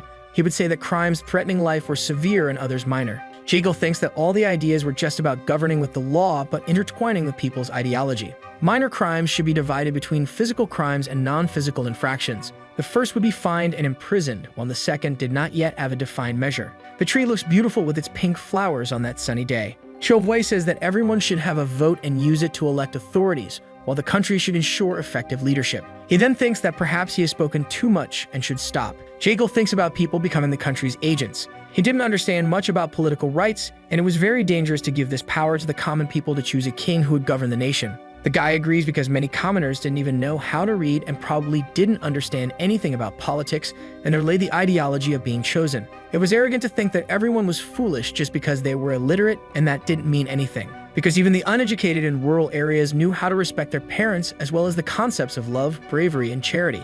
And it was bold to call them ignorant and label people as stupid when they struggle to be taught. It's a poison to be avoided. Kyo Huai then thinks that even though he was the one who said it all, it seemed pretty cool. The guy gets really angry and says he wants to compete in calligraphy, leaving Cho Hui nervous and feeling doomed, thinking he must surrender his honor so easily. The old man with the giant beard says he would take care of everything. Kyo Hui feels very relieved and asks him to go ahead. The bright red ball then appears and he starts thinking about what he would write. Jekyll says that he would also like to compete, and the topic would be the first page of the songbooks, the great song of the kingdom from the decade of Wen Wine. Kyo Hui thinks about that time and asks if he could borrow a brush. Jiggle orders the equipment to be brought immediately, and his command is followed. He sincerely thanks for the gesture. Cho Hui then begins his work quickly. The tip of the brush glides like soybean oil on that paper. Everyone watching was stunned. Jiggle wonders how someone can achieve such a level of knowledge and skill in literature and arts at 20 years old, as it was almost impossible. He lost the battle, leaving everyone amazed as he hadn't even lifted the brush yet. The boy in black also surrenders, asking for his opponent's identity. He was very focused and thoughtful about his objective. Out of nowhere, he says his name is Refrigerator. The boy calls him Fridge and says he truly understood that there will always be someone better than himself in the world. Cho Hui then reveals his true name because his name wasn't really Refrigerator, leaving him a bit confused. The sun was already setting at that place. Night soon fell. The white-haired boy thinks deeply about something very quietly. His master then arrives, asking if he was okay. Then the little boy starts crying a lot. His leader comforts him because there was no reason to hold in all the anguish. He knew how it was for a martial artist to lose all his inner strength, but the boy says they weren't Namgung's techniques, so the advice was for him to forget everything and not think about who that man was that harmed him beyond revenge. He says he will train until he can no longer stand. His master looks at him without saying anything. An orange light suddenly appears at that place. That was probably the materialized sword, as the highest level had been reached. The smell of plum blossoms was also noticeable. Dan Qian Yang says that even with that technique, he had managed to defeat that mysterious opponent, leaving the boy perplexed upon hearing this. He then explains that the man was closer to a god than a human and grudges could not be held. The sun was already beginning to rise in the city. A huge hand slams hard on the table. Jang Ho learns from Jagle that someone had given up, making him very angry. That guy was a coward for running away. Kobai thinks that the sword god had used all his maximum power and the breaking of the spirit was obvious. Shangmanso arrives, surprising him greatly, because he had recovered very quickly. He apologizes deeply for withdrawing from the competition and explains the reasons for it. Jung Ho questions him about what reasons could be so significant. He then informs that there was something wrong with his Kai, making his opponent deduce something. But it wasn't something as extreme as energy deviation. He explains his enthusiasm for the day of the battle, and that he was not avoiding his opponent because surely he would fight in the next encounter. A hand appears, touching his shoulder. Cho Hui consoles him, saying that things in life happen when you least expect them, and preparation is essential. Chumnan so gets angry because the guy touched him, leaving the boy puzzled because he only wanted to help while the other just wanted distance. Everyone there is stunned as they observe this. and they look at Cho Hui with a very confused expression. Jiggle and asks what he had done for Chumnun so to act that way. Cho Hui explains himself, saying he did nothing, feeling quite offended by the question. Jiggle was sure something was going on there. The guy in yellow suggested beating, but it wasn't Cho Hui, it was the sword god. He hadn't done anything at all. Jang Ho couldn't understand any of it. That guy was a genius who fought against the clan chief and won. A musician capable of mesmerizing Soso. Also a mathematical genius who could dominate Jiggle. A thinker capable of bringing various questions to scholars. In addition to being a great writer who moved others with his words. But who exactly was this guy? Cho Hui says he would be leaving the mountain at that moment. Jiggle is surprised because it would be very sudden. Jang Ho mocks him, saying that the duels hadn't even started and the guy was already running away in fear. He then says it would be obvious his lack of interest in seeing him, as he wasn't crazy, leaving him very confused. Because it wasn't what he expected. And soon he says that there are things you can learn even without participating in the fights. Cho Hui then walks towards the guy sitting at the table. He then calls him Manager Jang, leaving him puzzled. But this title was used because he was in the middle of business, and it was part of the work contract. He then takes out the document from his clothes, and sees that it was probably a ranking confirmed by his boss, who also mentions the possibility of promotions and salaries. This makes the boy very excited, while he wonders if that little boy would keep smiling when he learned about his duties. He instructs him to settle in the Nambone clan, as he didn't know when he would return to Hefei, and letters with all the orders would be sent in the meantime. Jang calls him brother, but is immediately reprimanded because Cho Hui was his boss. The two are very happy with the new titles. Cho Hui then thanks everyone there because many lessons were inherited, and Jang Ho agrees with his departure, saying that their reunion would be in Hefei. But he asks about the 10,000-year ice crystal, leaving the boy deep in thought because he wouldn't be able to carry something so heavy and large on his back. So Cho Hui makes a request to the Nambone clan, which is accepted by the leader, but they needed to authenticate a person to receive the item first. Jiggle immediately commits to this, leaving the little boy very grateful. Amid the high mountains on a cloudy day, he was in Shaanxi in Gangwon County. He calls upon his sword god, because the divine being had been silent for 3 days, and it would be very difficult to know where the sword tomb was. Suddenly, a foot stomps on the ground with extreme force. 3 intimidating men are spotted. Cho Hui runs, very scared and tense, but those guys were very familiar. They looked like the Red Bear Wind Squad. The guys realized he identified them because of their huge muscles. They then remove their masks, ordering the boy's death, but he asks for a moment of calm. Even so, the Wind Squad wanted to silence him to avoid a nuisance, leaving the boy very confused because he didn't know what was happening with them. The guy in green quickly tries to punch him to shut his mouth, but he was also prepared to strike back. Their fists collide in midair. The old man is surprised because that brat knew how to defend himself. Cho Hui criticizes their cowardice and only wanted to end everything with a civilized and calm conversation. The bearded man wants to put an end to it. He commanded all those men. Cho Hui watches him, very tense and worried, widening his eyes. He had met the squad leader again, feeling very shy about this unexpected reunion, admitting that the man had a lot of courage because Shanxi was full of warriors belonging to honorable sects at that moment. The leader says that the martial arts gathering in Huozhen was more than 40 kilometers away, so no one would come to the boy's aid even with his screams. Those bandits were stupid and surprising for harboring so much resentment. Cho Hui was a guest of the Namgong clan as well as the owner of the Celestial Sword, who would defend him fiercely without hesitation. The man makes a fierce and fearful threat to him. He then thinks about how that violent sect of bastards could speak such brutalities with mere ease. He quickly asks the old man if all problems would disappear by killing him. He tries to talk to them, bringing up plausible topics because that proposed resolution method was very rash. An employee asks his boss when he would put an end to all that boy's chatter. He quickly throws a silver coin toward the ground. The guy in green notices it and quickly runs toward the coin. The sound of money is enough to stimulate those bastards' brains. That guy with an axe gets angry at the boy's antics, but he quickly runs after another coin that had been thrown. They all receive a massive scolding and moral lesson from the boss. Cho Hui had a golden coin as his trump card. The leader tries to control his desire for that money but can't hold back. Cho Hui quickly throws the coin to the man. Then he asks what he wanted at that moment. The boy immediately says he would give all the silver coins he had if they let him continue his journey in peace. The leader agrees to all of it, and his employees quickly question him about payments. They are all impressed by the amount of money there was. Cho Hui then quotes a saying from Confucius, stating that the revenge of a virtuous man does not last more than 10 years. He feels a bit regretful because it had only been 3 days since he disrespected all the philosopher's teachings, never knowing what life would bring him. The divine being suddenly starts questioning him out of nowhere. He quickly asks for permission to lie down right there, and the foolish guys with the money allow it without thinking twice. But those idiots would certainly see him again.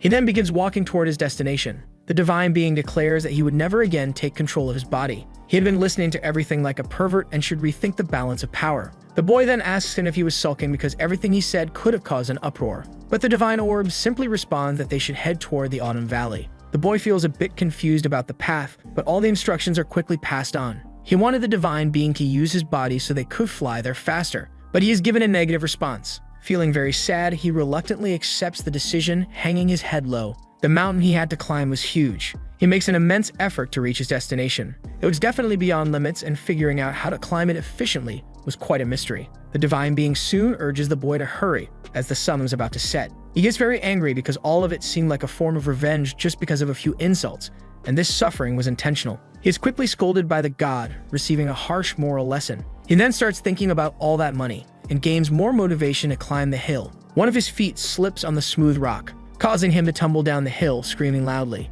He finally falls to the ground there, and realizes he had returned to the start again, feeling very angry and impatient with this. So he plants both his hands on the rock again with all his strength, and begins climbing the hill, his anger transformed into motivation. All that rage was the fuel for his ascent. Finally reaching the last inch of the hill, he finally reaches the top of the mountain as the sun is setting. He wonders if that is the high grave of the sword. The divine being responds affirmatively, stating that whether he would obtain something there or not depended entirely on the boy, also offering him advice. All that information suggested that someone was right there and some traces still remained. The boy feels a bit confused, but the god explains that the things he discovered in the high tomb of the grave were marks of blades with true essence. Kyo-hwai says he's just a normal person, thinking his divine being wanted him to become a supreme master just by looking at a few scratches. He gets very angry because whoever made those marks should be highly respected beyond mortal standards, as the boy was saying. He then asks if that being was a god or something like that. He is answered affirmatively, as those blade marks were the true legacy of a divine being that even as the leader of the sword,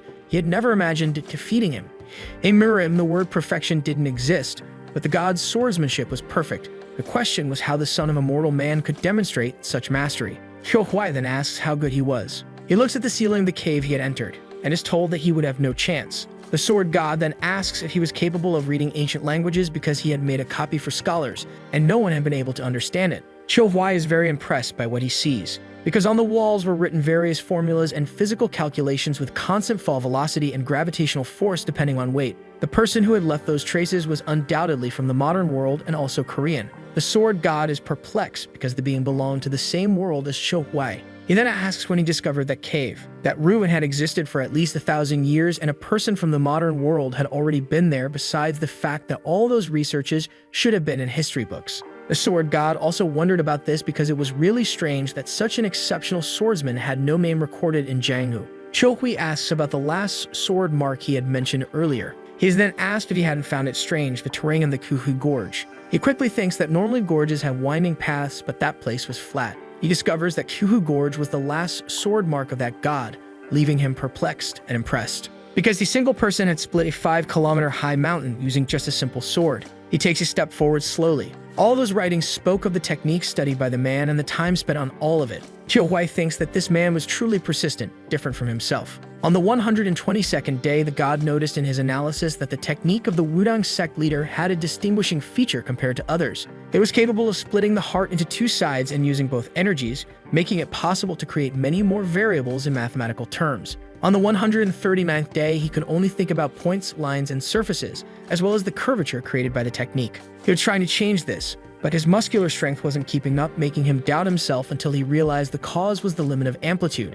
On the 181st day, he pondered about physics and whether there truly existed a human body capable of using these calculated values. What remained was to train his own body to be able to apply these formulas. On the 487th day, he realized how weak the human body was, trying to see how many attempts it would take to hit the points he had marked in front of him. The exact number was 7,264,220 attempts, taking 2 years to discover, concluding that a weak body would be incapable. After reading all of this, Kyo-hwai is impressed and astonished, doubting the mortality of the man. On the 4,685th day, he realized how foolish he had been to remove factors that physics could not explain, concluding that Taoism and Buddhism existed because only through physical training was it impossible to gain complete control of the body, requiring the study of the mind. Only in that world could he divide his body as small as particles or become as vast as the universe, finding peace. Only in that place could swords, lines, and all the movement of physics and figures be perfectly manifested. He realized that the boundaries separating the world and the mind had disappeared because even without eating or breathing,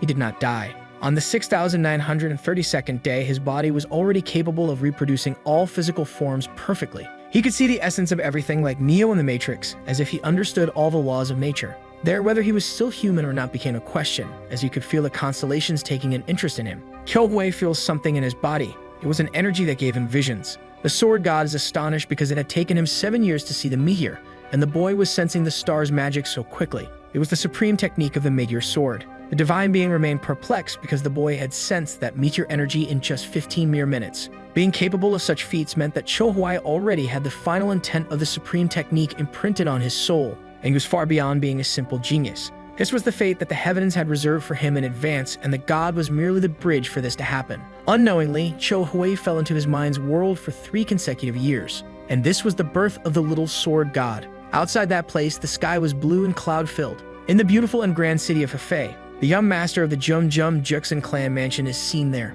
waiting for a man on horseback who was already approaching. He then asked him to remain calm and cautious, because the celestial carriage was worth a lot of money, and it was necessary to handle it with care. The man apologizes and is quickly reprimanded. Jukseon quickly inspects the carriage, and then climbs aboard, settling in to depart. His intention in buying the carriage was to reach the Hefei Inn. On the way, he notices something that greatly impresses him. It was the sacred hall of the Cho clan. A girl then greets him warmly with hospitality and respect. He then asks for the 6-layer bread and the pure black water. She responds politely in the affirmative. He was very happy to have come to Hefei. His order cost 99 iron coins. He pays it with just 1 silver coin, leaving the girl grateful. The sandwich was beautiful and very well made, apparently. He quickly devours it, amazed by that otherworldly flavor. Then he tries the liquid from the bottle, becoming even more impressed by that delicious taste. The flavor was incredible, and the price very cheap. He returns to his carriage, enjoying the delicious drink. A massive and imposing structure is seen along the path. It was the magnificent and grand Hefei Inn. The lights of that place could dazzle anyone who looked directly at them. Many people were there with happy expressions. Jukseon is left in awe of it all. He observes the celestial carriages, which were very rare. The young master Seungwoo is warmly welcomed upon arrival. The women there were quite attractive, according to Lee Jun-fan, better known as Bruce Lee. Jukseon thinks that the name of that guy sounds like that of a great fighter. Han Junbo welcomes him and quickly asks if he wanted a fated meeting, leaving him quite confused about what that meant. The encounter was with a beautiful woman, and he wanted to take him there. He then asks one of the employees to take good care of that celestial carriage, but one guy gets very angry for not being allowed to do so. Jukseon had already heard about denied entries, such as the young master from the Pang family of Hebei. Hyung-nim gets very angry for not being allowed to enter the place, cursing the guy who was in charge, leaving him in a tough spot, quite furious. He soon threatens to kill him if he doesn't go home. Then a footstep is heard. Manager Jang arrives but is not informed of the ongoing issues because he doesn't need to worry about them. Jukseon thinks that guy looks quite strong. Jang threatens to break Hyung-nim's face if he doesn't head home. He runs off in a full sprint. The manager quickly announces that it's past 7 and no client would enter for free. Jukseon is impressed, assuming that before 7 o'clock, he would have entered at no cost, asking his guide, who replies that this only applied to women, not men, because any ladies who arrived before Jinchi received snacks and 3 bottles of rice wine completely free. Jang pays close attention to the conversation between the two, and then quickly calls Junbo over, asking if that guy wasn't a bit suspicious, but is told that he arrived in a celestial carriage, making him ponder silently for a moment, and quickly says to take the guy inside. Inside the place, there were many colorful lights, a lot of music and people dancing vigorously. Dozens of people were there at that moment. Junbo asks if Jukseon wants to be taken to the love room, but since it was his first time there, he decides to get a table to observe better. The prices of the tables also varied a lot. Many women were seen dancing there, and the closer the table was to the stage, the more expensive it was. Jukseon likes the idea of being taken closer to the girls. To drink, he wanted some rice wine. But Junbo doesn't quite agree, as a table like that required at least 2 bottles of winter's frozen liquor, leaving Jukseon very impressed because that was very expensive. The music and the lights seemed to grow larger and larger. A guy announces that the young master Seungwoo had ordered snowflake wine, increasing the venue's volume. The girls soon bring the drink to him.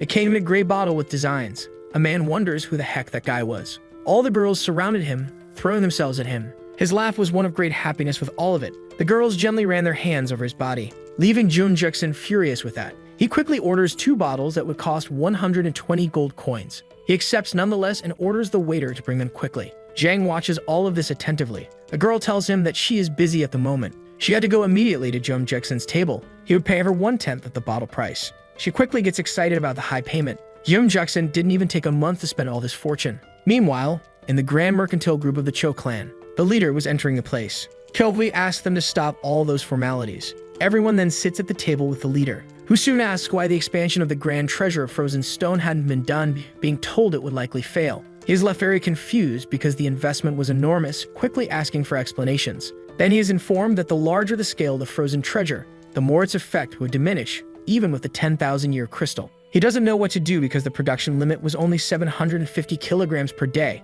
Cho-hwai thinks about the first law of thermodynamics, feeling like a fool for forgetting it as demand was increasing drastically. He quickly asked about the pure black water, which was right there in front of him with the old man. He then tastes the dark beverage, rejecting the flavor because apparently it was worse than before even after testing various hot springs that month. The employee is saddened and is quickly ordered to write 20 pages of reflection. This makes him cry, falling into total despair. Meanwhile, at the inn complex, Jang brings news about the doubled sales increase. Impressed, he had initially planned to hire the guy as a responsible doorman. But, in truth, he turned out to be a sales genius, learning 10 times faster and being the best at catching fools. Thoughtful, Cho-hwai decides that it's not easy to make Coca-Cola from complete scratch. Jang had something to say in the meantime, and it was about the 10,000-year ice crystal from the frozen palace of the North Sea. Cho-hwai becomes quite curious about the subject. Jang then asks if they could invite a master who had learned the frozen techniques, because he didn't understand why Cho-hwai was so fixated on the treasure. Simply giving permission for them to train the arts there would open many doors for the ice business.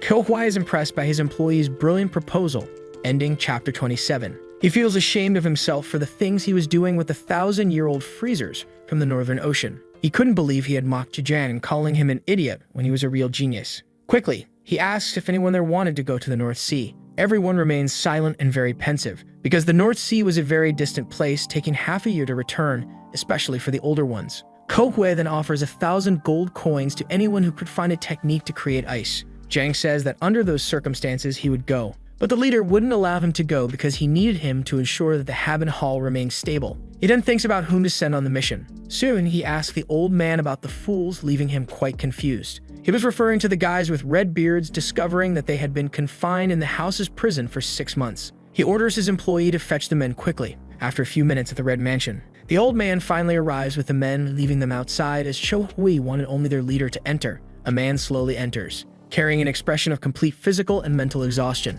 Jang looks at that man closely, astonished, because that guy was Mr. Kang, his former leader. He collapses to the ground, crying profusely. Jang tries to approach him to help, asking what had happened. Cho-hwai reprimands all those tears and calls him over. The boy thinks his brother only acted this way when someone threatened him. That old cripple gets close to the table and is immediately ordered to go to the North Sea. Quickly, with his head down, he tries to justify himself. It seemed he still wanted to live off mandu, because that's all they were fed every day. Cho-hwai promises him that they would be freed once the mission was completed. This makes Mr. Kang accept without hesitation. He threatens him in case he hides or flees. Mr. Kang curses him in every way, saying that if it were possible, he would have done it without thinking twice, and quickly states that it won't happen. Meanwhile, in another place a little far from there, on those well-known and enormous stairways, Baek begins to brood over something. He thinks that 3 years ago, he should have destroyed the 10,000-year ice crystal because nothing Cho-hwai did was normal. All of his inventions had even caused government officials to lose their jobs. Because of such actions, even the delivery workers and escort agencies were suffering. In addition to having created a new concept of carriage called a car, along with establishing a brewery, Cho-hwai had also built a cake shop that sold black water and 6-layer food, dominating the food industry. And every time he started a business, those signs would sway. This was why so many people flooded the Namgong family residence like a great wave, almost impossible to stop. But there was one thing that made him angrier. Suddenly, a girl arrives with food from the Cho clan's restaurant, which he had already been craving. He grabs the bottle with the drink and reveals that he is the most addicted to those exotic foods. A boy arrives announcing that some people were there to talk, leaving him quite puzzled. The most likely reason was about the inns. He had even forgotten all about it, but there was one more thing to be revealed. The young master of the Hua family's sword sect was also there at that moment. That group had been bothering the old man frequently, making him very nervous. And there was still more to be said. Jiggle was also there, but he did need permission to enter as it was a personal visit. The boy reveals that he hadn't come as a friend, leaving Baek very curious about this. The boy in blue then says that he was there as a junior inspector appointed by the Marim Alliance. The old man quickly decides to receive his visitor, being supported by his employee in this decision.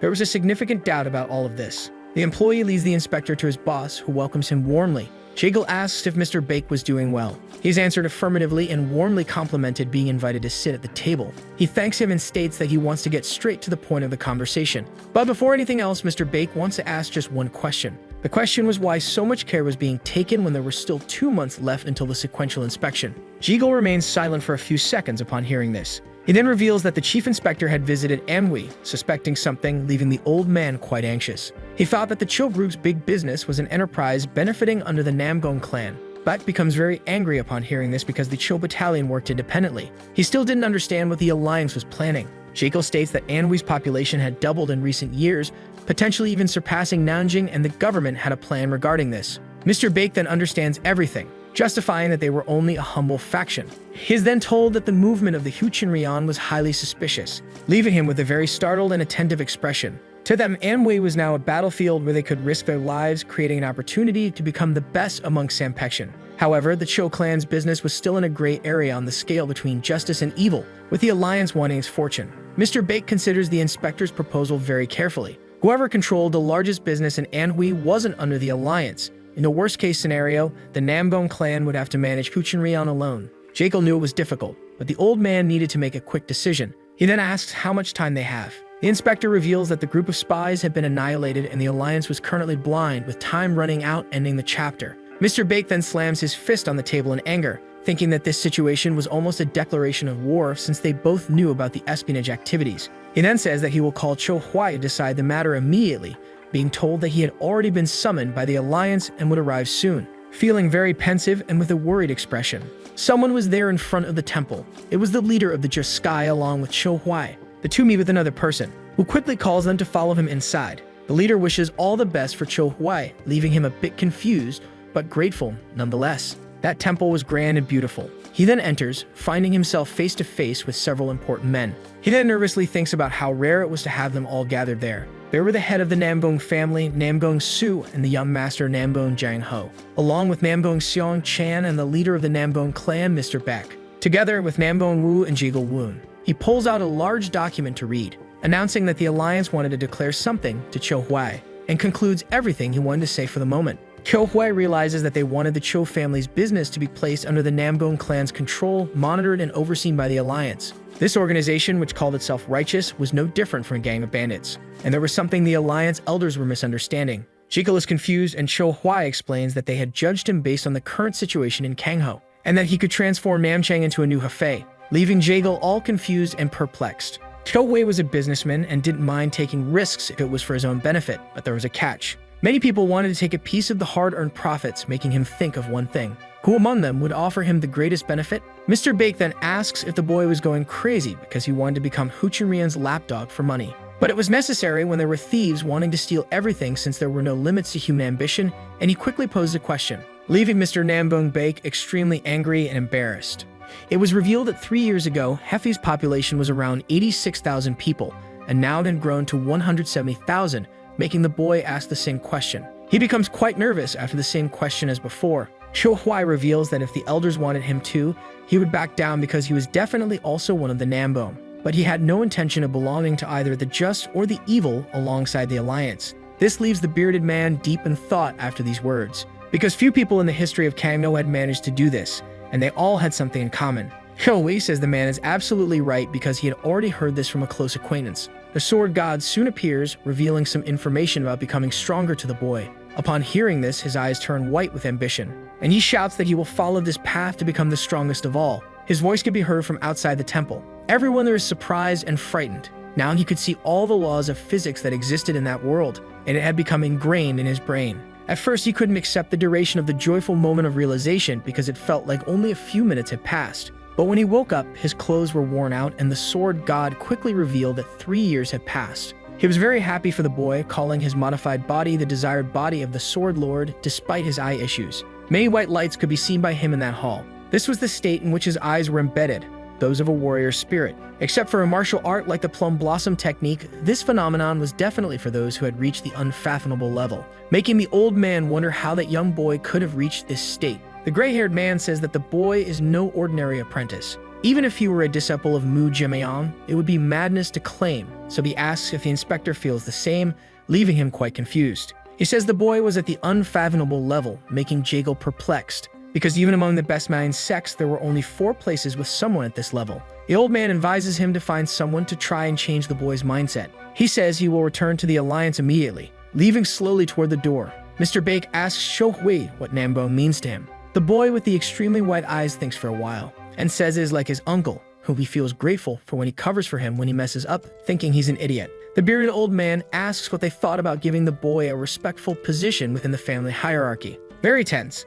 The Namgong clan leader takes a deep breath and says there is one condition to be fulfilled in these circumstances for Mr. Baek. The condition was a genuine marriage with a woman from the family. Everyone there falls silent, staring at each other without saying anything. Jang Ho then says it would be impossible for his father, because Sosa was hopelessly in love with Jang Il-ryeon and even cooked for him every day. The old man thinks a bit more, remaining silent. He then says that Somi was still in auction, but this makes everyone there very angry. Jang Ho reveals that she had just turned 19. Cho Huai, very nervous, disagrees with all those decisions because he didn't want to be tied down, leaving the old man very confused and pensive. He says he would never do that in his life. The old man says that if he didn't want the position, he would have to return the celestial sword plaque. This makes him very angry, as it would be blackmail, wanting him tied to them. The old man questions why he had said before that Namgong was like his family. He could continue doing his business without the group's ambition and still have their support in difficult times. Ko Huai then thinks there's no way out. He accepts the hierarchical position, but does not allow the marriage. This leaves the bearded old man deep in thought, remaining silent. He then orders the elders and other members to be gathered, because the family rules would be changed immediately. Shou Hui asks to leave the place, slipping away toward the door. But suddenly, someone approaches him and reprimands him for leaving at that moment, ending the chapter. Ko Hui had not seen the visitors the old man had mentioned, as he was in a hurry. He then discovers that all those powerful people from Anhui were at the location because of his hotel, leaving him quite confused. What was wrong was that the children of rich families were squandering their fortunes there instead of focusing on their studies. Many engagements had been broken due to the bachelor parties. Upon learning this, Cho Hui's eyes widen in shock, justifying that they had not forced anyone to spend money on expensive drinks and that it was their own choice to do so. This response makes the old man very angry and nervous. He asks Shou Hui to close the place for a while so they could get rid of those visitors. Shou Hui agrees and decides to stop all operations for half a month. This leaves the men there very stunned because he didn't need to shut down all his businesses, just the hotel. All the establishments were well loved by everyone who protested against this. The businesses wouldn't be closed individually as it would demoralize the employees. The old man tries to offer a solution for these things, leaving Shou Hui quite angry because the Namgong family would not pay for salary increases or compensate for the losses. Everyone there remains desperate over the closure of the establishments. Then the man in blue asks the name of that limited cloud carriage and if he could get it soon. This vehicle was the Grand Celestial Cloud Car. Shou Hui says it would arrive in 2 days, leaving the old man quite astonished. He asks the other man where the visitors are, and he is told that they are at the Blue Dragon building. He then says he will return after practicing the release and control of his energy, leaving the other old man deep in thought about what the Namgong family had become. Someone nearby was sitting on the stairs next to a carriage. It was Jaegal, reflecting on his failed plans in Hefei. Cho Hui was very strong, even though he was almost his age. Besides that, he was just a businessman, full of knowledge and excellent calligraphy, hardly seeming like a real human. Jaegal becomes very angry at the existence of this impressive person. Suddenly, he arrives looking very suspicious. He was furious because he had been stabbed in the back right after paying Jaegal 20 gold coins. Someone nearby is heard calling for help, but Cho Hui wanted to hear the guy's excuses first. He says he cannot make any decision on his own while belonging to the Alliance and only does what it commands. Ko Hui bets that his plan was to continue disrupting his businesses, but he is quickly reprimanded as Jaegal is still an inspector. He imagines that there is nothing a mere employee can do except obey his superiors. If he did everything Cho Hui asked, the problems would be forgotten, and he asks if he had thought about the things previously discussed. Jaegal responds that he could not do it. The proposal was 200 gold coins per month to be the vice president of Cho's businesses, much more than he earned at the Alliance. When Jaegal was about to reveal the problem, he is interrupted by someone who arrives with heavy and firm steps. It is Jang Ho calling Master Cho Hui, saying he would like to learn from him, leaving him quite confused because he thought things were already settled. But now he was an elder of the Namgong family and was expected to teach the younger ones. Jang Ho could not believe that someone his age had reached such a level, and it was very impressive. Cho Hui remains silent and thoughtful for a few seconds. The boy in blue says that he has much to learn and asks not to be underestimated.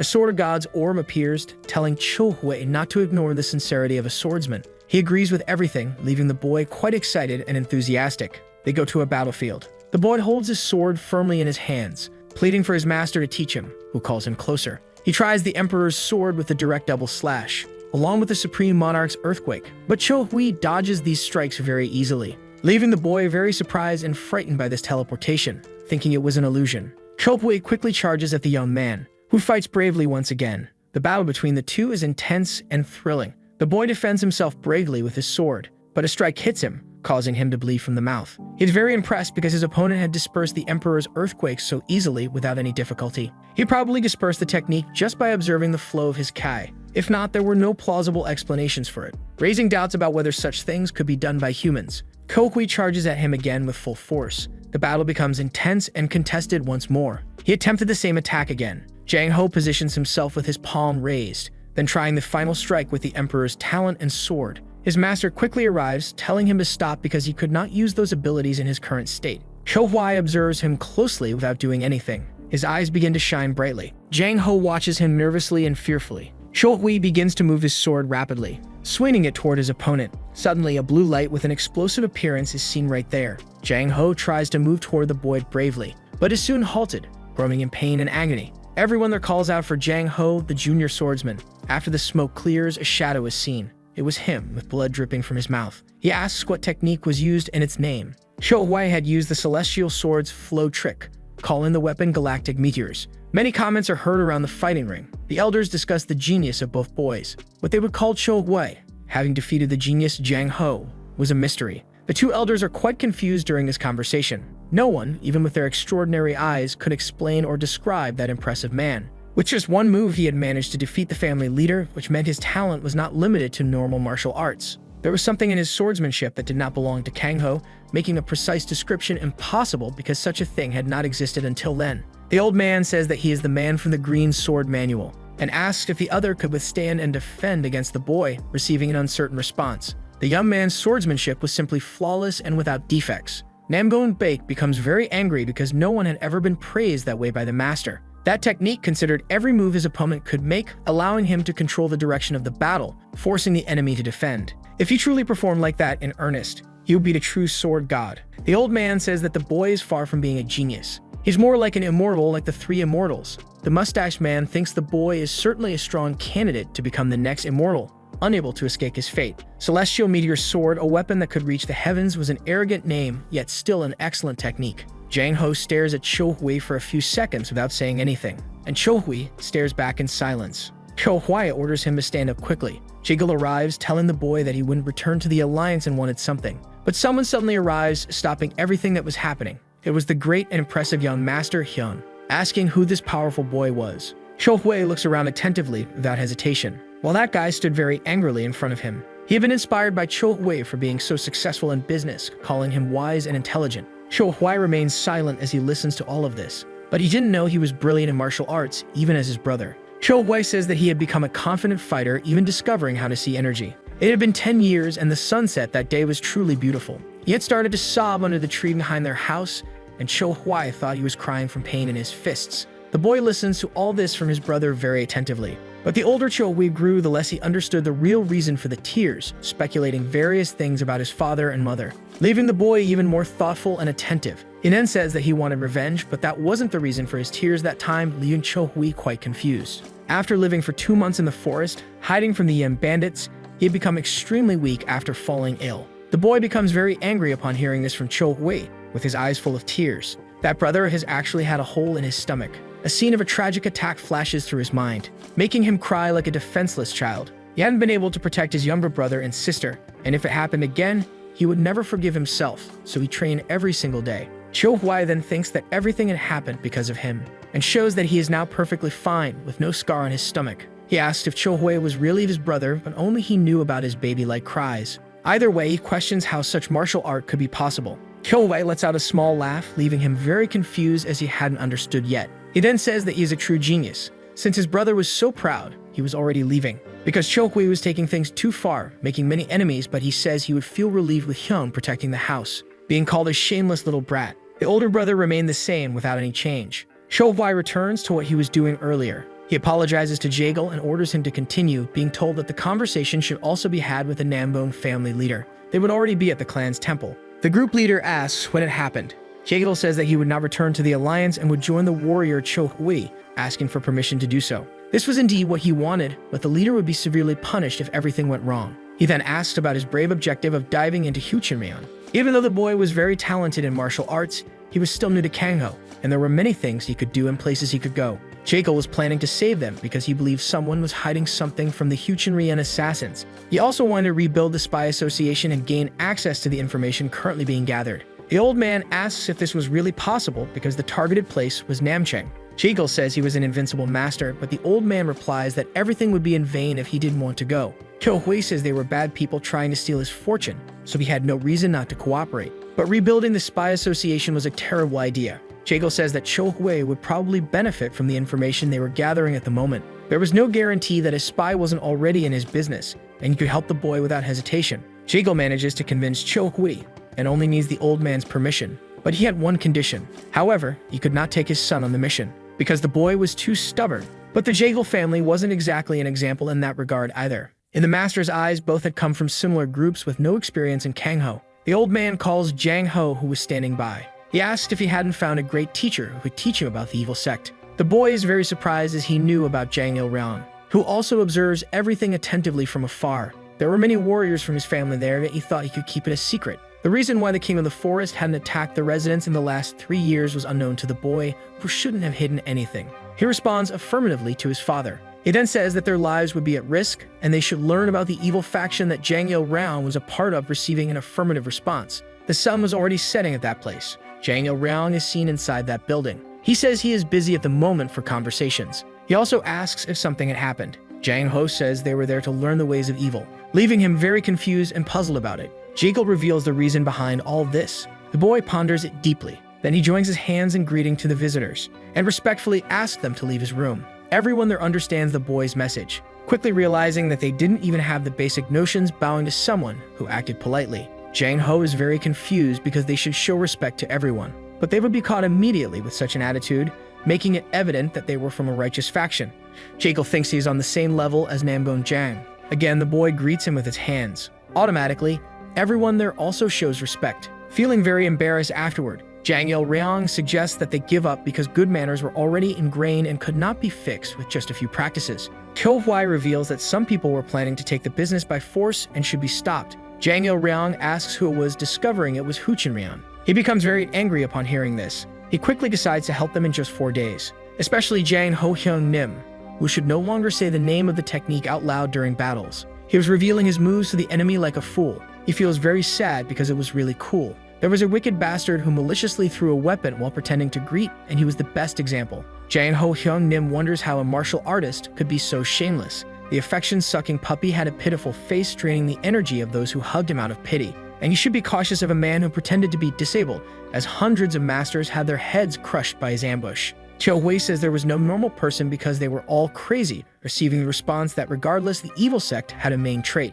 and that was stabbing in the back. The masters of the evil sect had cold hearts due to surviving in this harsh world, and in that place, many strikes would be taken. Now he would deal with Jaegil Hyun Nim. He was not authorized to use the fan that way, nor to use his eyes to pass off the energy of a polite man. He is very stunned by this information. However, he couldn't announce that he came from a prosperous family, being noble and well-educated. All those people had difficult lives and held different thoughts about wealthy folks due to the hardships they endured. Jang Il-ryong takes a deep breath at that moment. Then he mocks everyone there, telling them to go back home. This makes everyone there very angry. Someone who drew their sword after being insulted was considered righteous 80% of the time. A true member of the evil sect would never be bothered by such a small insult and would simply observe coldly. Cho Hui thinks he was born to be one of them. Jang Il-ryong wields a sharp knife that gleams brightly. What he had just said could be considered a compliment in that world, but probably those boys wouldn't be able to hear anyone speak about their parents. At the start of their training, they were supposed to face each other and say everything negative they could think about one another,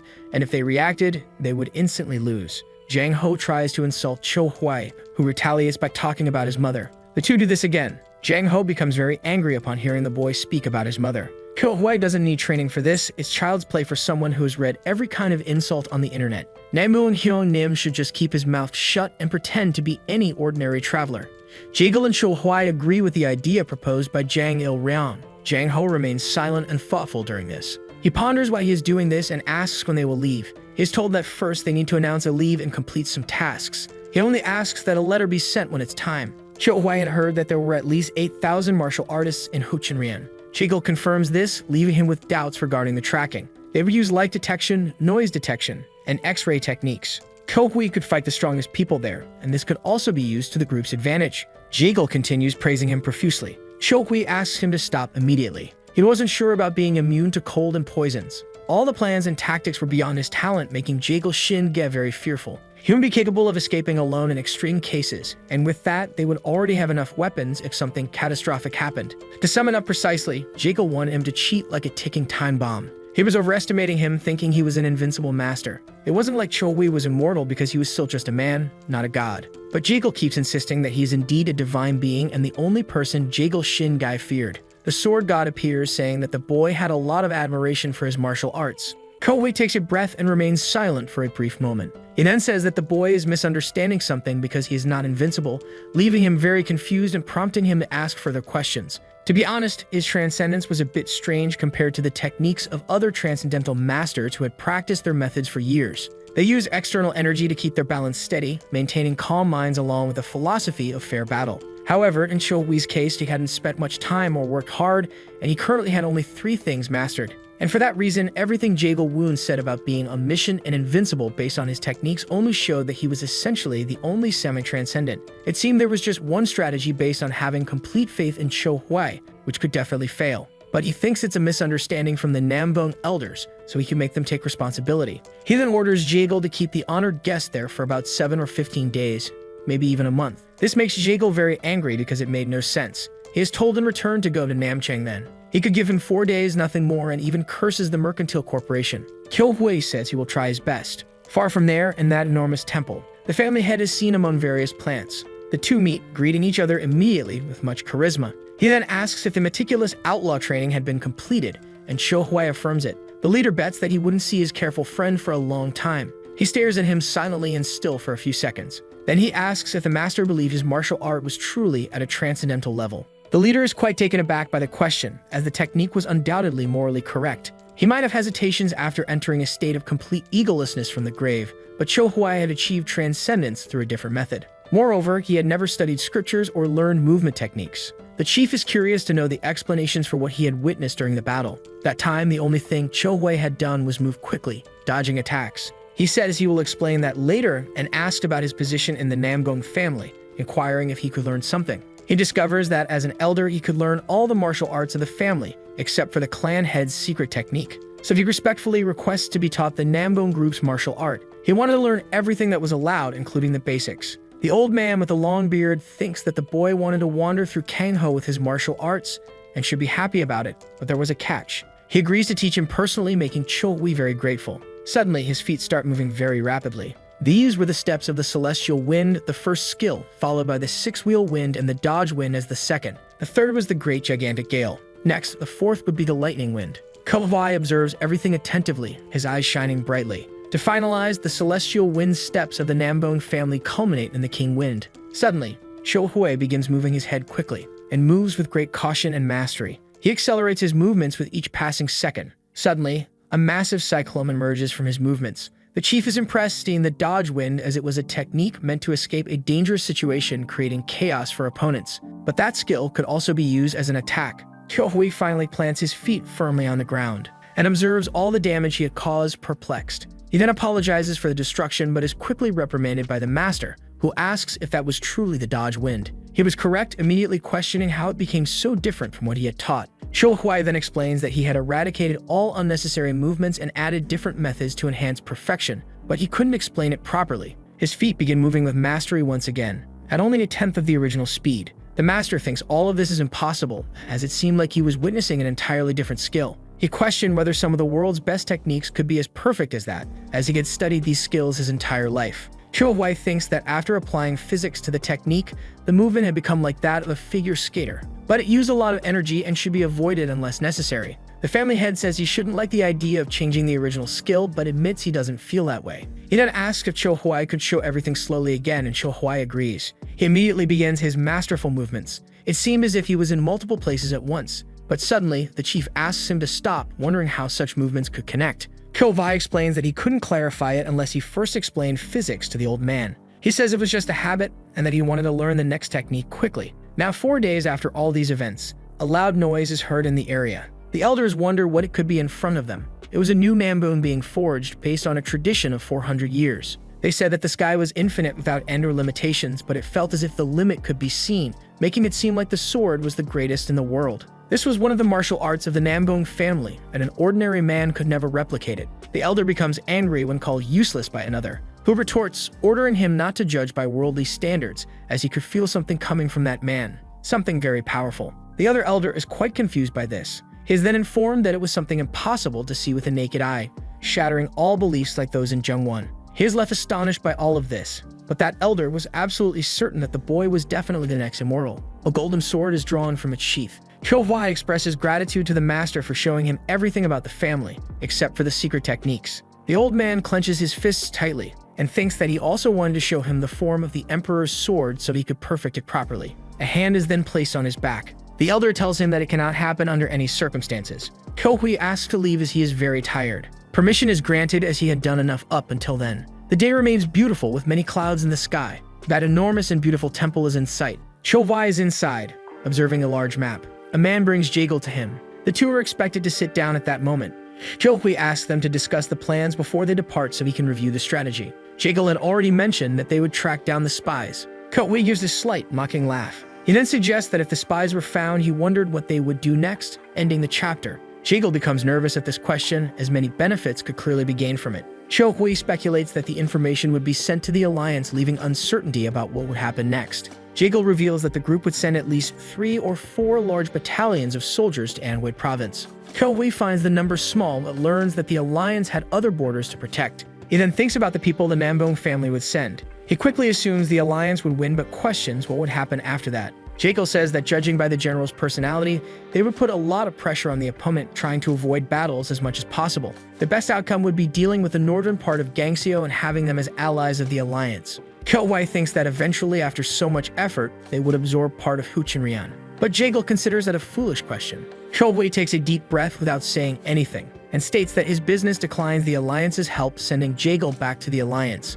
The boy is shocked by this, and Cho Hwai repeats what he just said. Jaegal, desperate, explains that all the Alliance's spies had been killed, and there was a 90% chance Huchinrian would attack Hefei. Cho Hwai reassures him, saying that it will not happen, and again sends him back. The boy becomes very angry, wanting to know what Cho Hwai was planning so confidently. Huchinrian had dozens of excellent warriors, with almost 20 great masters who were nearly unbeatable. Cho Hwai says he has no intention of sharing his plan with someone from another team, and that if Jaegal listened, he wouldn't let him return to the Alliance. Jaegal becomes desperate, fearing his friend would imprison him. But Cho Hwai simply wanted him to join his plan, also leaving the Alliance immediately, to which Jaegal responds negatively. And since he refused, he could return to where he came from. Jaegal becomes very pensive and desperate. His expression shows all his pain. Suddenly, he falls to his knees on the ground, holding his head in his hands. Cho Hwai pulls out a piece of paper from his coat, because he didn't believe in promises made only through dialogue. He then presses the boy to sign the contract quickly. Jaegal agrees and asks to be told the plan immediately.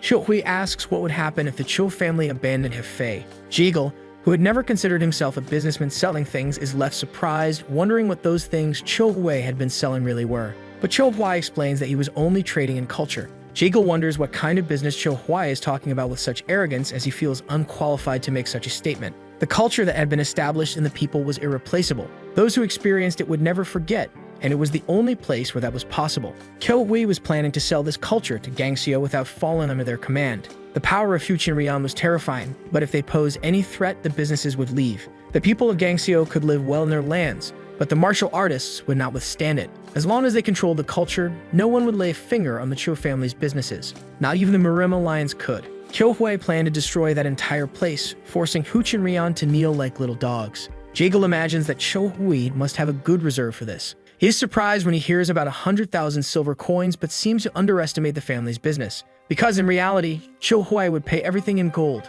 After learning this, the boy's eyes widen in astonishment, wondering how much Cho Hwai earned per month. Everyone believed that the hotels and restaurants were his main businesses, but it was the Anhui Forge that held that position, because it provided weapons for the army, earning a profit of 55,000 gold coins, plus 20,000 for repairs, in just 1 year. Not to mention the carriages, hundreds of harvesting tools, and other equipment. The reason his businesses had taken control of all Hefei was that all these profits were reinvested into other enterprises. Cho Hwai explains that this value could triple now that it was decided, and asks manager Jaegal to stand up so they could continue. Jaegal thought he would become the operations chief, and that the salary was half of what was offered before. Cho Huai responds that a person's value depends on the situation and the timing. Back then, he needed effort, but today it was different. Jekyll asks if at least he could teach him arithmetic, leaving Cho Huai a bit puzzled. An employee informs them that the young master had arrived. Cho Huai agrees to teach him on the way to Namchang, making Jekyll very happy. Jang Ho apologizes for the delay, and Jang Il Ryong is surprised to see them.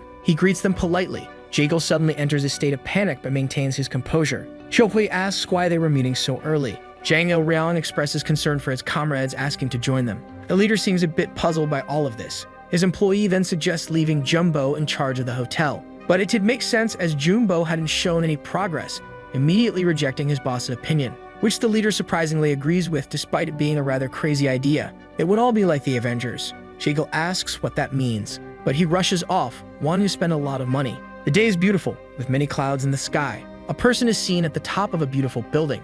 The man criticizes the young woman and even tries to insult her. She listens carefully and turns around, holding something in her hand. It was a large braided rope.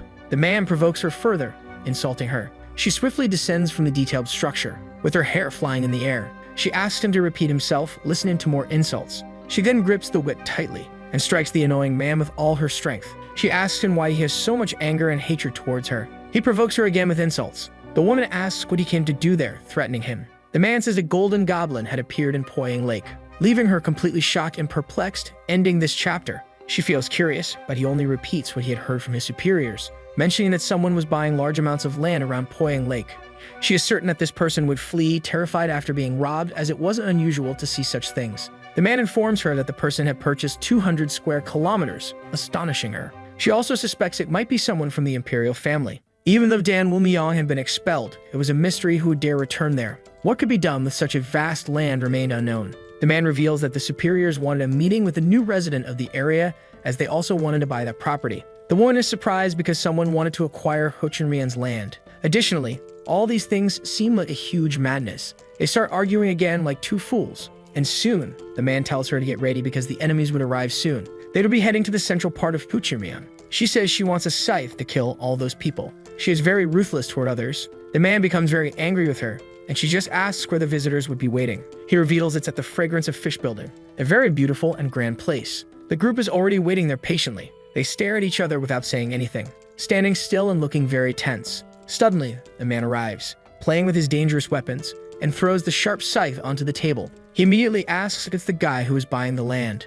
Ko Wai says that there's something to be said first, and he is immediately insulted by the rude young man. He discovers why Cho Hui wasn't showing any fear. Cho Hui tries to converse with the arrogant man, who tells him to proceed immediately. Jekyll orders him to remove the scythe from the table so they can open the map. He pulls the giant chain, removing the weapon while acting rudely. Jekyll places the paper on the table. The man sees that the marked lands on the map were likely going to be purchased, and his suspicions are confirmed by Cho Hui, making him very angry. A small laugh is heard, putting everyone on alert. The psychopathic woman appears at the window, leaving Jang Il Ryong very startled. Cho Hui asks who that woman is, but even the arrogant man is startled by all of it. She finally enters the mansion through the window, with the intention of killing the man standing there. But it was rather foolish to plan an assassination right in front of the target. She grips her whip, preparing for an attack, and quickly strikes her teammate, questioning his decision. He becomes furious, insulting her again. He then tries to strike her with his sharp scythe. Everyone watches the childish fight, standing still and perplexed. Hu Hui realizes that those attacks were directed at him.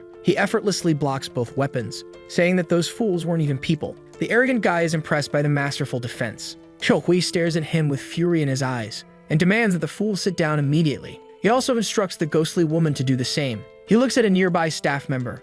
A staff member approaches to take their orders. The arrogant man orders various dishes and a liquor. Cho Hui flicks something with his fingers in his direction. It hits him squarely on his mediocre forehead. He then reprimands him for his orders, saying he wouldn't buy anything expensive for those useless individuals, even though he was wealthy. The girl remains standing because there were no chairs available. The man starts mocking her, saying she was the one who broke the furniture and was now boasting. Jang Il Ryong calls Hyun Nim to deal with him, but is quickly insulted. Cho Hui makes a small gesture with his index finger. A chair floats over, surprising the arrogant man. He tells the girl to stop drawing attention and sit down immediately, and she thanks him. Cho Hui then begins the conversation he intended to have, asking where the labor that left Ho Chun Rian was hiding. The man questions if they had come from the righteous sect. Everyone there falls silent, saying nothing after that. Jang Il Ryong asks if he really seems so righteous, showing off his huge muscles and the large red tattoo on his back. The man then realizes that he was supposedly from Nokrim, but he also questions why they were there, as the water would expand soon. He thinks about what Nokrim was trying to accomplish and their executable plans during the rainy season in the middle of summer.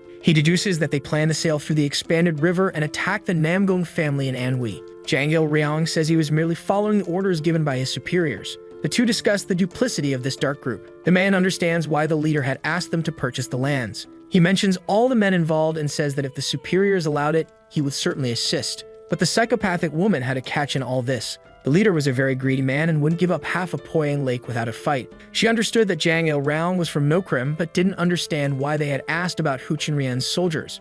What he says, it was all just a test because it hadn't been easy to believe that they were authorities, leaving them confused and not understanding much. Because according to them, there was nothing wrong with their behavior. Jekyll thinks that this situation is very bad, because about 10,000 men would attack Anhui through the Jiang River waterway and the battle would go down in the history books. He considers going to the Alliance immediately to inform them about everything. So the video ends here. If you don't want to miss the next part, activate the notification bell, and see you next time on Tob's channel.